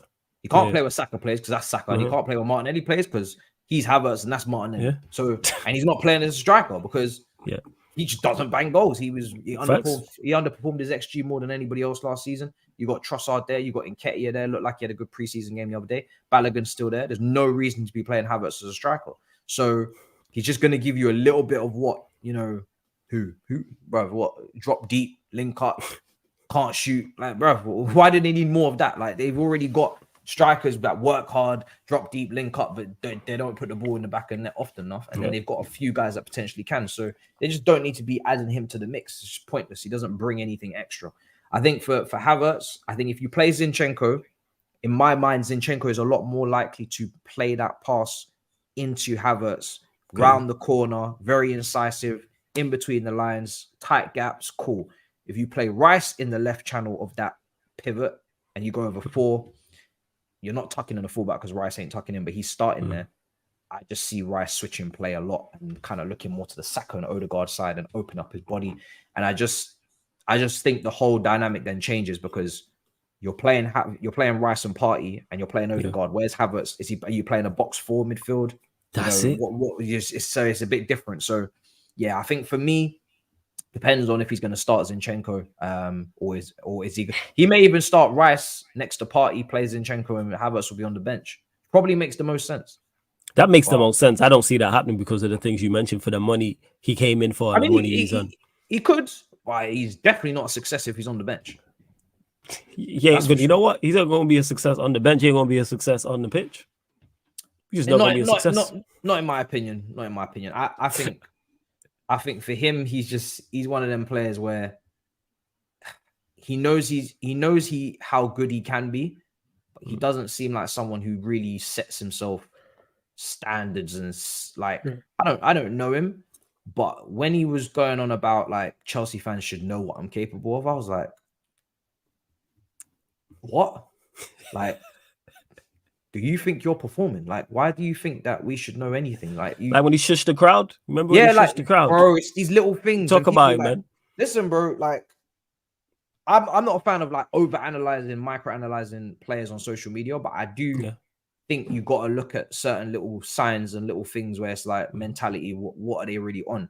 And when you're shushing crowds and saying, you know what I'm on, you know the smoke I'm on, but then at the same time, it's like you're not with the nutritionist and you're eating Skittles because that makes you feel better and your donkeys are best friends. Like, bro, I'm just thinking, I'm not seeing you as the most serious individual. I can't lie. You're giving me, I love my football, but I'm not trying to kill myself for this one. And I don't think you got that hazard ability where you can afford to have that kind of, nonchalant, I love the game, but I'm not going to try and go for the Ballon d'Or. Like, no, you got to work. You got to go for the Ballon. You got to work because you're not hazard. You're not that good. You're not that guy. So you have to work hard. And he puts his yards on he does put his work out there on the pitch. Like, he's not lazy. I don't think he's consistently I've ever thought, oh, this guy's just moving mad lazy. But I don't know, man. I think the best way to describe him is that he leaves something on the table. He always leaves something on the table. I can't count 5 games where Havertz has been the best player on the pitch and he's run the game. I can't do it. I could say it for Odegaard. I could say it for, loads of players, but I can't say it for Havertz to say he's run that game. Not in this league anyway. Maybe Germany, cool, but not in this league. He always leaves something on the table every time. Fair enough. Before we're going to close out shortly, people get any questions, and I will get to the best ones. Of course, you want to make sure Matisse gets your question, then you do indeed need to super chat. Let's continue to bump up the likes, though. We are just under 200 likes. There's still over 270 people in here. We are just under 200 likes at 197. Hit the subscribe button as well. I know I've not asked for a subscriber check because you lot have actually been subscribing, but hit the subscribe button right here on Sarcasm City TV. Hit the notification bell as well. And again, make sure you subscribe to Matisse's channel. The link's in the title, opens up a new tab. So click that link right now, whether you're watching this live right now or watching this back. And then you can go subscribe and find all of his socials. And you obviously find me over there on Battle of the North on a weekly basis as well. So another player who split, and it seems to be a lot of players in your fan base who split opinions, but another player who split opinions who's still there, has been subject to interest from clubs as well. Conor Gallagher. Where do you stand with that? Do you want him gone? Are you more on the Kai Havertz thought of thinking with Conor Gallagher, or are you looking at him more so Mason Mount, where you're like, I can see you staying and being a squad player or even in the first 11? For me, I would have cashed. I would have cashed in. West Ham came with like a 40 million offer. Yeah, and I would have took that money. I'm not gonna lie. I feel like he's had a good preseason, so I have to be objective. Like, he has had a good preseason, and he has done better than most, or he's done better than some. But he's the kind of player that, not my preference, not my cup of tea. Do you know what I'm saying? Like, I respect and love the fact that he will always apply himself at 100%. I respect the fact that he's always going to give you everything he's got, and he absolutely is cherishing every single moment he's out on that pitch, and he will not leave anything on the table. Havertz left everything. Havertz left things on the table. He won't leave anything on the table. This man, when he comes off that pitch, he is tired. He is sweating. He is everything. He gave everything. As Potter would say, he gave everything. Do you know what I'm saying? But just can't trust him on the ball. It's hot potato football at its finest. This guy, if you ping that ball into him in midfield, you don't know what you're going to get. It might be a heavy touch. Sometimes it might be okay, but sometimes it really won't be. And he'll get dispossessed and he'll get turned over. Again, with the tackle and the work rate off the ball. Sometimes he will put a foot in. Sometimes he will win a duel and he will do his due diligence. But sometimes his tackling technique is so nuts and he'll make a stupid foul. So it's like with the pass, sometimes he'll play the pass, no problem. And it's most of the time with Gallagher, I just like him to keep it simple. I'm not asking Gallagher to play any type of adventurous pass. I'm not trying to ask him to split no lines, break no lines, nothing, because you're just not that guy. Keep it simple, keep it moving. That is the kind of player he is. Keep it simple and keep it moving on and off the ball. He's a very hardworking, but he's very, very, for me, mid-table. If you're starting week in, week out of Gallagher as a top team, I'm questioning things, because for me personally, you've got to have on the ball, you've just got to be better than him. Got you. People will make allowances for him to be in the team because he's done this well that day or he's done that well. But if you're actually a serious person watching football and you're trying to win titles and you're trying to compete with Man City in the future, you're not looking at Gallagher and thinking, yeah, that's who I want going to the Bernabeu. That's who I want going up against Man City. Obviously, if you want to sit back and you want to play counter like Palace did, and you need someone to actually cover the 100%, he'll cover the yards. The guy for that. He'll get around for that. But I'm talking about going toe to toe and playing, playing against them. You're trying to play your football. They're trying to play their football, which is what I want us to do. I want us to play. I don't want us to feel inferior to teams. We are going to be inferior, but I don't want us to in our heads already. You don't want it to go in that with that mindset. That's what you're saying. That's what I'm saying. I'm not trying to go in there already and be like, yo, we're already inferior on the ball. Because I think for me, there's no point buying all these young, talented players, bringing in a Poch and then trying to be playing like Allegri or playing like Conte or playing like Simeone. Do you know what I mean? That for them managers, Gallagher would be perfect because they're not trying to have too much possession. They're not cutting up. They're not trying to. They're not doing any of that. They're willing to play the ugly game and win the 1-0s. Jose Mourinho at Roma, they're willing to win it 1-0, nick it, be nasty, be up in people's faces. That's a different brand of football totally. But for what I'm looking at Chelsea right now, I'm trying to play to a nice level, to a good level.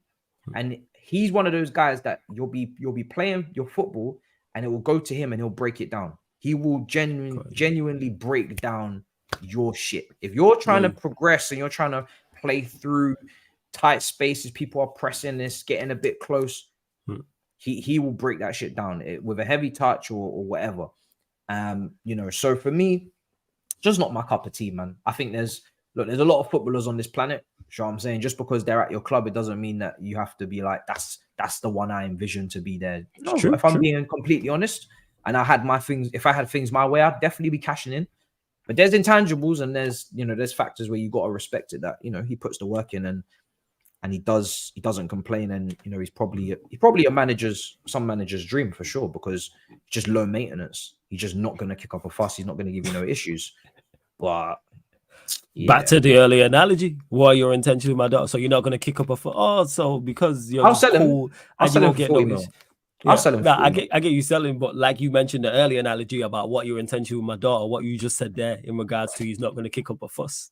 So it's like, all right, your partner's not, the girl you're dealing with it. You might deal with her because she's calm. She ain't gonna cause me no issues. It's a marriage of convenience. Yes, you know, it's a marriage of convenience. You know, low maintenance, not gonna kick up a fuss, gonna let you get on with your work. Helpful hand. You know what I mean? You need something done. Always puts the effort in. Always gonna put the effort in. Gonna go above and beyond, but never gonna wow you. Never gonna inspire you. Never gonna take it to another level and think, wow, what a fucking woman. It's not gonna be like that. You know, it's gonna be like, she's nice. She's nice. You know, she's nice. And she helps, and she's nice. It's not. You're not. She's not got that je ne sais quoi. You know exactly. You're never gonna be excited. It's not an exciting relationship. It's a very dull porridge. You know, roast on a Sunday, potatoes, gravy. It's very much that type of relationship. It's not, might go to the pub. You know, it's not going anywhere. It's not going anywhere nice. You know, it's not going to the Maldives. It's just steady. Yeah, steady. It's very steady. It's not giving beach wedding. It's not giving any of that. It's very much, you know, rice, you know, pudding, you know, yeah, cottage pie, you know, lasagna, that type of stuff. You know, that's the type of, you know what I mean? Yeah, man. It's cottage pies and his lasagnas and his, you know, it's just standard. It'll get you through. Strong. You know it's strong. Yeah. It's steady. It's very steady living. I'm telling you right now, it's steady living. But it's nothing unpredictable. There's nothing particularly creative. There's not, you know, there's no lingerie. There's definitely no lingerie. It's just very steady, Eddie. It's very, very consistent, very reliable. There can be, let me say consistent and reliable. There can be some clangers in there. There can be some moments. So, you know, yeah. Hey, brilliant analogy. As Yuka says, Matisse thoughts of Robert Sanchez signing. You want to hit him starting over Kepa more. I was going to ask about Kepa anyway. So your thoughts? It's cornflakes without sugar. It's definitely Saeed in New York. Cornflakes without sugar. What, he had cornflakes without sugar? First day. To be fair, I made a howler as well. First day in New York, he rocks up and he goes to Target and he gets cornflakes. There's loads of cereals on the shelf. You know how America is. They got all these fancy cereals. He picks up the cornflakes. I pick up the frozen pizza. It's a howler from both of us. That is what it is, basically. It's that. It's you have cereal and you choose to make it boring. You choose that. No one told you sugar on that. Yeah, you can just throw sugar on that and you're good. Just even some fruit, something. Do you know what I mean? Like put something in there just to spice it up. Yeah, just throw sugar on it and you're good. Yeah. Yes, sugar with cornflakes. Yes. Yeah, Of course, I have to have sugar with cornflakes. Even Why just you a just little, eating? you know, to be honest, I just wouldn't even buy it. I just get Frosties. You know what I'm saying? Like, why waste time? Yeah, frosty slap. Why waste time trying to apply the right amounts of sugar when I could just go and get Frosties and have it done for me? Do you know what I'm saying? That's true. That's just a lot easier. But yeah, I hear that. Big up Daps, who's just come back and entered. Hey, Daps, you just that analogy. If people didn't catch what we were talking about with the whole cottage pie and being steady and etc. That makes sense. What happened with the frozen pizza actually? What did I miss? so me and Hugh and Grizz also needs calling out on this because he feels like he can just run away from the situation. He co-signed this in Target. He vetted it, he approved it, stamped it, delivered it. This man said that is the right thing to do. As the oldest in the group, that's the first time I listened to him. Then obviously when the gummies came around, I didn't listen to him. So you can see where I got off track. But the frozen pizza was an insurance policy. It was an emergency. It was like, we'll get this just in case we're feeling a little bit hungry, but we've got a film in the house, or we just can't be outside right now because we're meant to be here on business. You know what I'm saying? We're meant to be conducting business. So I said, all right, let me just pick up little 122. Now, me and Hugh put it in the oven now, and we don't understand that the measurements over there is not the same way they're doing it over here. We're going off degrees, and they're going off like, I don't know, Fahrenheit, is it Celsius, Fahrenheit. Do you know what I'm saying? All of these different things. I think it's Fahrenheit they're rolling with. So it's all sorts of madness. So we're cooking it on our time, 180 degrees, and Lord knows it's on Fahrenheit and it's not getting cooked. Like, the pizza is not cooking. You know when they have those memes when someone says something dumb on Twitter and they said, "Who let him cook?" Yeah. Got you. What is he cooking? They're like, you know what I mean? Like, that is what it was. We were not making pizza there. That was cake. It come out like a cake. Put a knife through that shit, and it was just fluffy, and it was awful. So yeah, it was a little bit of a howler. I can't lie, but I wasn't to know it was Fahrenheit. I'm not gonna lie. No, that's fair. Saeed got into a car on the left-hand side because he thought he was in the UK. Come to see now, the Uber driver was like, "Yo, what the fuck are you doing?" Bro, he's lucky he didn't get shot. Man's coming down the left-hand side of the car in America, open up the door, and the Uber driver's looking at him like, "Oh, what did he open? Wait, so he's inside. Did he open the door and he was going into traffic?" So the Uber car's pulled up because we're at this point we're trying to get a driver to go to the meet the supporters because we're having this meetup, and Saeed decides that he's ordered the Uber now, and the Uber pulls up. But because Saeed's thinking in London and Manchester land, UK, he's gone to the left-hand side front seat.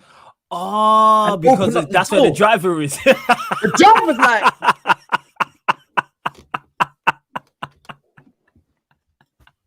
the fuck you did? And bro, I'm telling you, in America, that is a big and you're doing it in Harlem.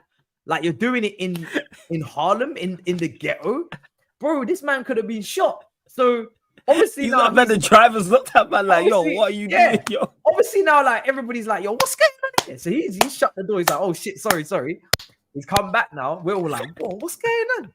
He's gone back over to the car. It's the right car, but it's the wrong damn door. And America is not like the UK. In the UK, I did this. I was leaving my auntie's house a couple of weeks ago, and I was trying to get back here. I ordered an Uber. Now every single Uber is a Prius, right? And half of them is the same color. So I've ordered a Prius. I've ordered an Uber. I see on the app it's a white Prius. So I'm waiting for this white Prius. But there's another white Prius. I'm not checking the license plate. It's 10 o'clock. It's late, bro. It's late at night. I don't have time to be checking license plates. I can barely even see. I'm not getting a flashlight out and reading the whole license plate. What am I, a fed?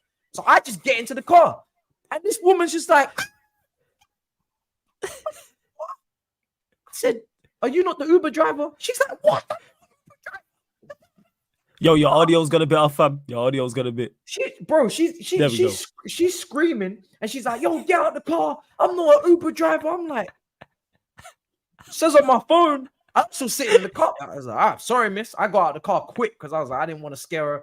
But that's in the UK, that's what it is. You get into the wrong car, someone starts shouting and screaming, "I'm not an Uber driver." You get out, you say sorry, and you move on. Next thing I know, my brother's behind. There he is. I get into that car. In America, They're just on site. They'll just shoot you. That They'll could be like, happen, yo, yeah. you threatening me. Do you know what I'm saying? It's a very different consequences. Very different consequences. Exactly. Yeah, him. Yeah, because obviously he's just thinking, yo, get in the front of the Uber, Bro, and then he's like, yeah.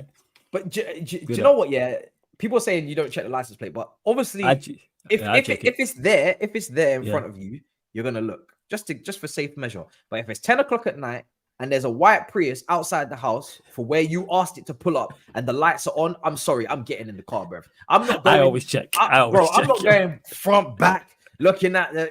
Well, so you didn't even say name. You didn't even say yeah for Matisse. I'm not gonna lie, yeah. I got my AirPods in. Usually, I just get in.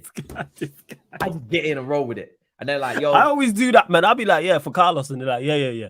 That's what I'm on. Bruh. She obviously didn't say for Matisse. She said, yo, what the fuck are you doing in my car? Do you know what I'm saying? I was like, this is a little bit of a weird greeting. This seems a little bit unprofessional.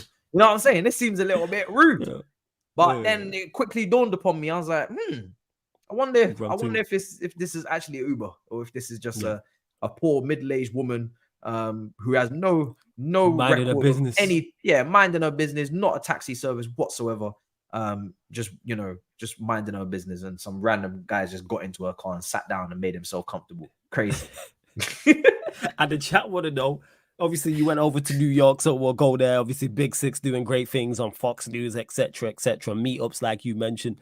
The gummy bears, though, what happened? We made a miscalculation. We definitely made a miscalculation. It was a rookie error. I got invested in my kind of battle with Tobes, Chelsea Tottenham rivalry. And because I've been doing London Clubs Carnage with him for a couple of years, and obviously Big Six, me and Tobes got a rivalry. So he said he's gonna do 3.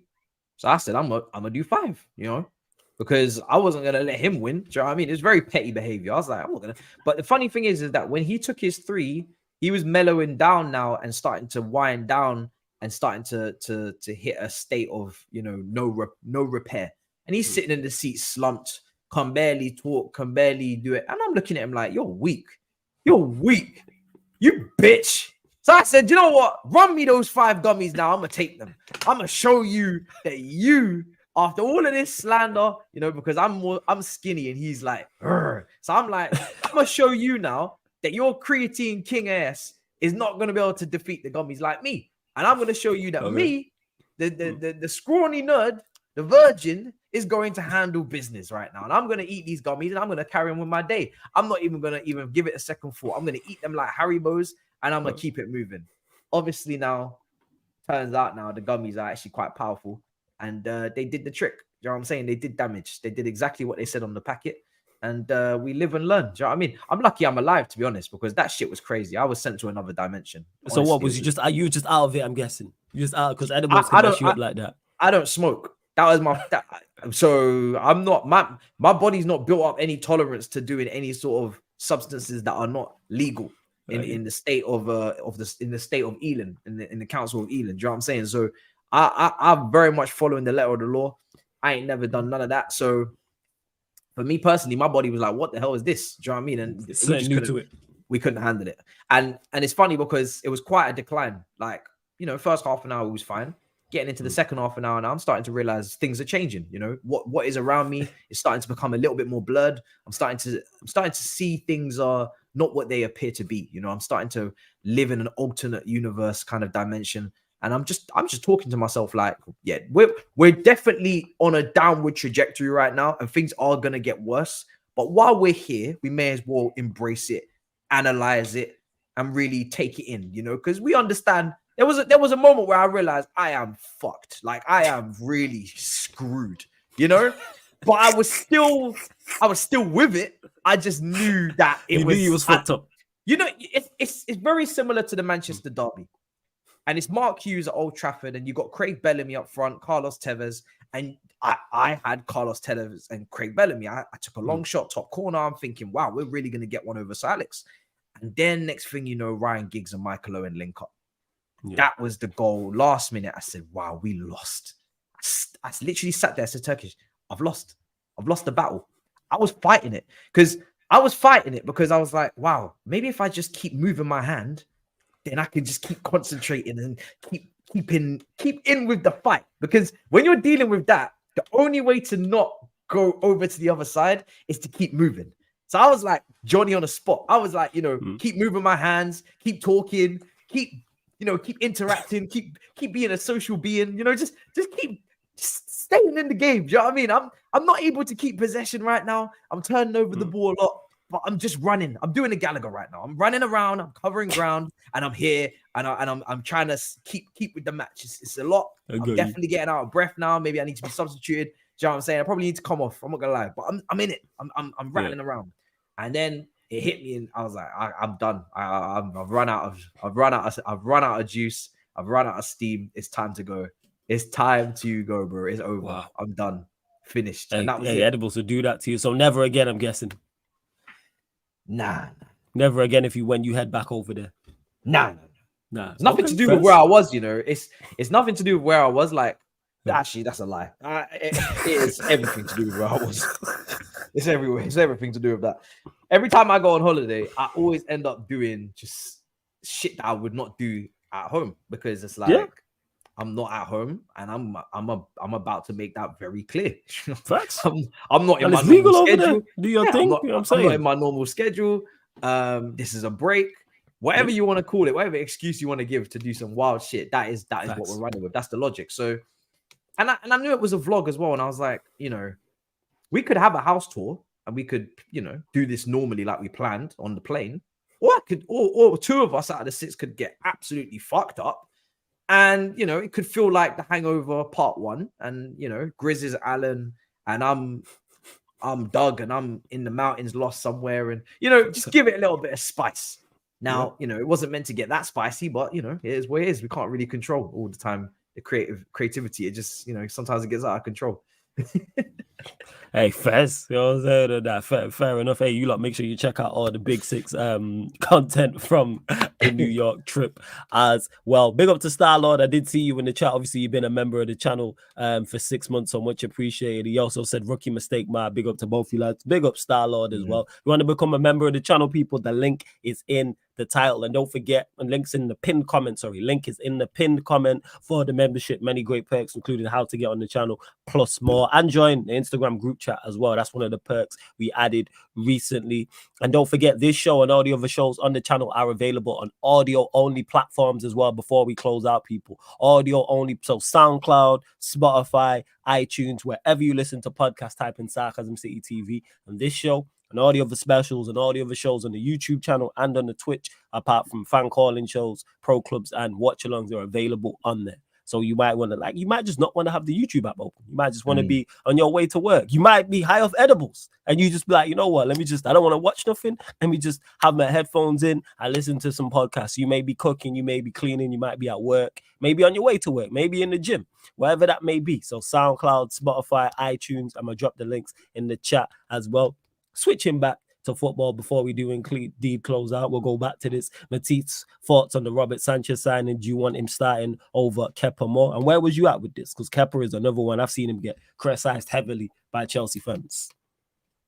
It's a tough one, because to be fair to Kepa, he's definitely responded to his worst season. Like he was absolutely horrendous under Lampard. But he did recover from that. And, it feels like now that relationship played a part, because he broke up with his missus. His personal life was a bit shaky there. He had a shocking season. Now he's got a wife. And he seems to have stabilized his performance, but he's still not, for me, good enough to be like, I want to keep him. It's just fair play for getting back to where you can be deemed as a respectful goalkeeper, But in terms of Sanchez, he obviously is not coming off a great season either. He was benched for Still. De Zerbi obviously favoured, Still. Yeah, he did get benched. Yeah, and we've got his goalkeeping coach Ben Roberts from when he was playing well at Brighton. So I'm hoping that he can kind of revive him. But again, that word revive, that word revive, like his COD. Like his COD, do you know what I'm saying? Like we on some sort of map, and we're doing capture the flag, and you got two flags. One is Sanchez and one is Vlahovic. And to be honest, I think you can only really get to one flag. Do you know what I'm saying? That's the name of the game, is to capture one of the flags. You're not gonna get to both. You're gonna get shot before you get to one of the other ends. So if we're gonna try and revive one, I guess this is the one right now we've chosen. But in terms of Sanchez, I feel like he's a good goalkeeper, but I've seen a lot of mistakes from him. And listen, every goalkeeper makes mistakes, but I have seen some bad mistakes from him. You see some howlers from him. Whether it's like flapping on crosses or it's a shot that I thought he should have saved, that he just hit him and went in, or he just let it through him. So he's also got to prove at this level that he can hang. So just because he's 6'6", I'm praying that his cross collection will at least be improved on Kepa, because Kepa from crosses is non-existent. He's not claiming crosses. He's not claiming set pieces. He's not being that dominant goalkeeper that I want. And I'm used to Petr Cech and Courtois at my club, and I need my goalkeeper to dominate the penalty box. I need you to take pressure off the centre backs, not the other way around. You put pressure on the centre backs.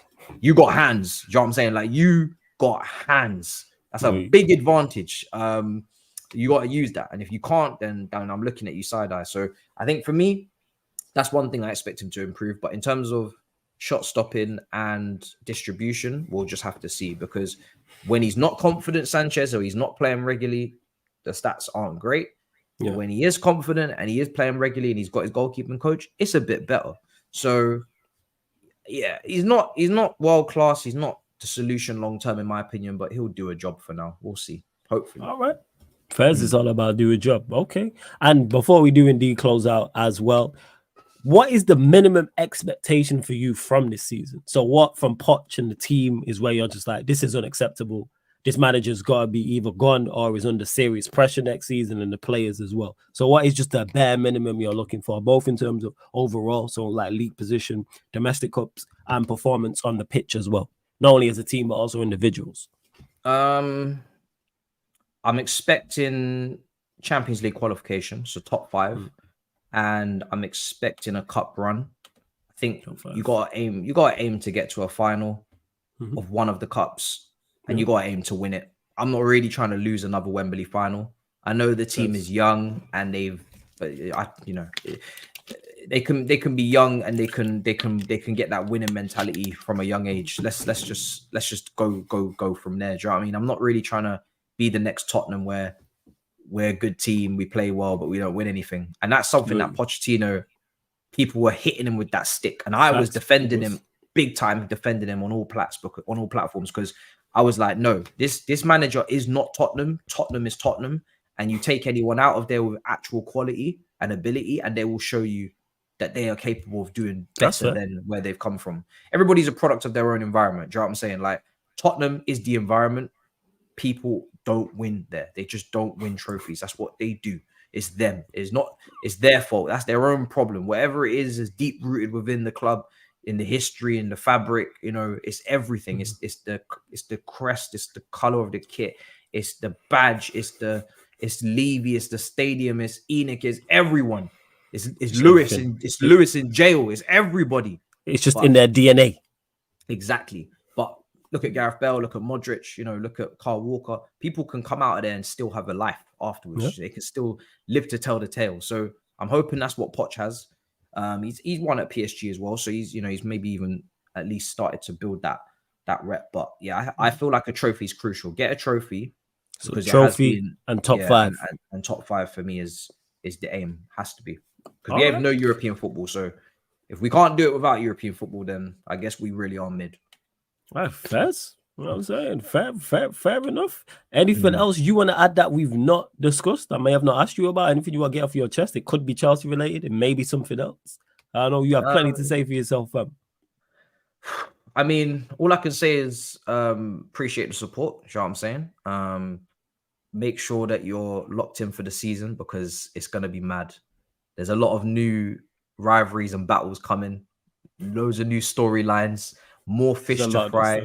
Yeah, there's more fish to fry for sure. There's all of that. You know what I'm saying? Is it all in your hands? Yeah, there's more suits. There's more suits, and there's more money guns, and there's more all of that type of stuff as well. Yeah, there's all of that and more. So I'm just looking forward to the season starting and just getting into a rhythm again. And getting back into the little back and forths and the little. Oh yeah, the season gonna be fire.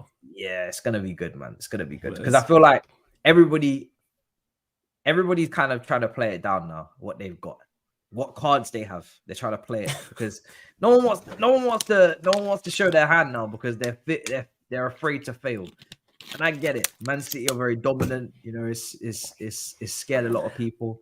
So I don't think it's afraid to fail. I think it's if you rate the team or not. Because there's certain people who think, like, for instance, Manchester United. I'm saying I'm not in this camp, but people believe this team is good enough to go challenge and compete. I'm not into this challenging thing. You mentioned it there in regards to Spurs and just being a side that's good and don't win anything. I don't. And it's not an achievement. Oh, you got a challenge. Can we win?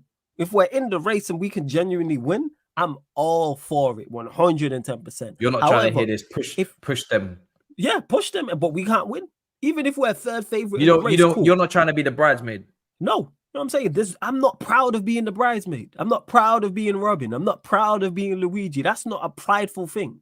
We should be there. And if City do indeed fall off and we're competing with them, we can beat them to the league title. That's where I'm at. So with this side currently as constructed, I look at it and go, I don't think it's good enough. I'm looking more so at next season where, obviously, it's dependent on this season and how it goes. Ten Hag will spend more money. He will get more of his players in. Now this is your team. So whether I think it's good enough or not, you now have your 11, potentially maybe more. But the vast majority of this is now your team, even more so than this season. So I look at it and I go, all right, now you have to go and compete and genuinely be there to win. Of course, that's Prem. Go further in the champs because we should be in the Champions League the season after. Yep. And obviously the cups as well. That's what I would say. And flawless question, who's the lead character, Ryu or Ken? Surely it's Ryu. But that's not a shot. Ken, I got it wrong. Ken might be the best number 2 of all time. We sleep on Ken, actually. Because they are close. You know what I'm saying? Ryu and Ken are, for any Street Fighter fans, like, they are like one and the same. But to me, I would say Ryu was the guy. But they are close. Ken might be the number 2. Yeah, it's Ryu. Yeah, I'm going to use that for Liverpool because they'll probably finish second. So thanks for that, Daps. Yeah, they probably will. But yeah, I'm looking forward to this season as well. But let them know, again, what else you've got coming up in the season and plans. And I know you got big plans on the horizon, fam. I know you. So let the people know. There's some good content dropping soon on the Big Six channel. We got a pool table competition that's still got to drop. And there's a lot of drama there, I can't lie. Then we got a football challenge video dropping, and that was good. We was outside the crossbar, free kicks, all of these things. So that's going to drop. Big Six is tonight as well. For me, content, I'll probably come back with All You Can Eat Chelsea tomorrow. I will cover the Community Shield. I'll do the review for that as well. And yeah, just more filming outside this season, more creativity on the filming side, just trying to create content that's not being created. That's just kind of what I'm trying to do. I'm just trying to keep the creativity high on the channel as much as possible and try and show sides that I haven't shown before. Love that, man. That's what I'm talking about. And you lot, make sure you subscribe to Matisse's channel. The link is in the title as well. I know, I wanted to get for this. I knew there was a couple stars. I know this won't happen, but let's just talk about it quickly. Anyway, Rahul says, Matisse, random question. If we are offered Mbappe on a loan deal for a year, would you take him? So let's say hypothetically, he's there and this deal can get done. Are you taking Kylian Mbappe on a year loan deal to Chelsea? 100%. Okay. I know you're not losing it. I know you're not losing it. As you know, Pochettino, Pochettino knows him as well. So, hopefully that puts him in good stead with trying to keep him under control. But Mbappe just guarantees you to be at the top end of the league. So, yeah, for me, he's just too good. To watch him at Chelsea for a year would be a pleasure. You know what I'm saying? There's certain level of player that it's just a pleasure that they played for your club. You've probably got it with Ronaldo the first time round, not the second. Yeah. The first time round, he was ridiculous. It's outrageous. We've got it with Hazard. If you've got the opportunity to see a player play for you, and I'm not talking about when they're washed and done, I'm talking about when they're in their prime and at their peaks. I'm not interested in trying to have a big name when they're no longer good. They're no longer at it. You want to do that, you go to America or you go to Saudi or you will go to anywhere else. You don't come here because we're trying to be competitive. But Mbappe, 100%. Cool. Because when I asked Lewis this yesterday, there was some people in the chat who was like, "Oh, they don't want." Some Chelsea fans who were saying they don't want Mbappe at Chelsea, even if it's for a year loan. And I'm like, why? It's Kylian Mbappe. If it was like a permanent and, you know, fucked up your whole financial of your club, and then you knew he was going to leave in a year and a half or 2 years anyway, because he's probably going to spit his dummy out. I get it to a degree. Yeah, I can understand why people wouldn't want to, you know, go and outlay an incredible amount of money for a player that is probably going to leave you high and dry and cause drama. And, you know, are you actually going to, if you bring a player in like that, you have to win a Champions League or Premier League in their tenure. You have to, because they're going to cost you so much that you have to have something out of that. You have to win a Prem or you have to win a Champions League. But if it's a loan deal, bro, just let me enjoy my football 100%. Facts. 100%. I don't get it. You know what I'm saying? And Surfer said it here. Nah, Matisse, we can't get Mbappe. What about the progress of some unnamed youngster play? Some unnamed young player, and he put laughing emojis on it. The great thing about Mbappe is he can play all across the front, as Havertz would say. And you play him, and you play him from the left because it's Kylian Mbappe. What are we talking about? Like, he's not better than every single left winger in the country. What are we talking about? People, there is not a better left winger in the Premier League than Kylian Mbappe, including my football club. I will take Kylian Mbappe today, tomorrow, yesterday. This is Kylian. Have we not seen what he's done? I just don't get it. I think some people just don't want to see their team. It would be having him would be nasty. Who does he not start for? He's better than somebody in the chat. He starts for everyone. Somebody in the chat, maybe a better left winger in the Premier League than Kylian Mbappe. Bear in mind, we're not saying this happens because I don't think he comes to the Premier League. I think he ends up at Real Madrid. I've said that for the longest, and I continue to state forget that. Left winger. He's arguably just the best player. Period. Yeah. That's a whole different conversation. Yeah. Personally, I think if he comes here, he is. In my personal opinion, I think he's the best player. His impact is going to be nasty. He's going to have Haaland kind of level goal tally, but he's going to have, you know, the influence on the pitch in terms of the general play is going to be mad as well. So facts, crazy facts, 110%. I hear you. And big up to RH as well. Good to see everyone in the chat showing love. Flawless, like these shows from this week. You need to do more shows like this, man, even when the Prem starts again with the Jamaican flag from Yard. Hey, big up, man. Love to see my Jamaicans in the chat. And yeah, man, that's why I have to keep, but the reason why I don't do them too often is to keep them specials. If I did them often, then they would lose the luster of getting a Matisse over here, having a Lewis over here, a James Redmond, a Nuruddin, for example. They're the 4 we've had so far, and we got 2 more. We got 2 more coming up today. United fan, obviously, Aaron will be on, and a Liverpool fan making their debut, not only on the special, but making their debut on the channel. Then Saturday, Arsenal fan, who again will be making his debut on the channel and the special. And then Monday, be a returning Manchester United fan who has been on the specials before, but big up.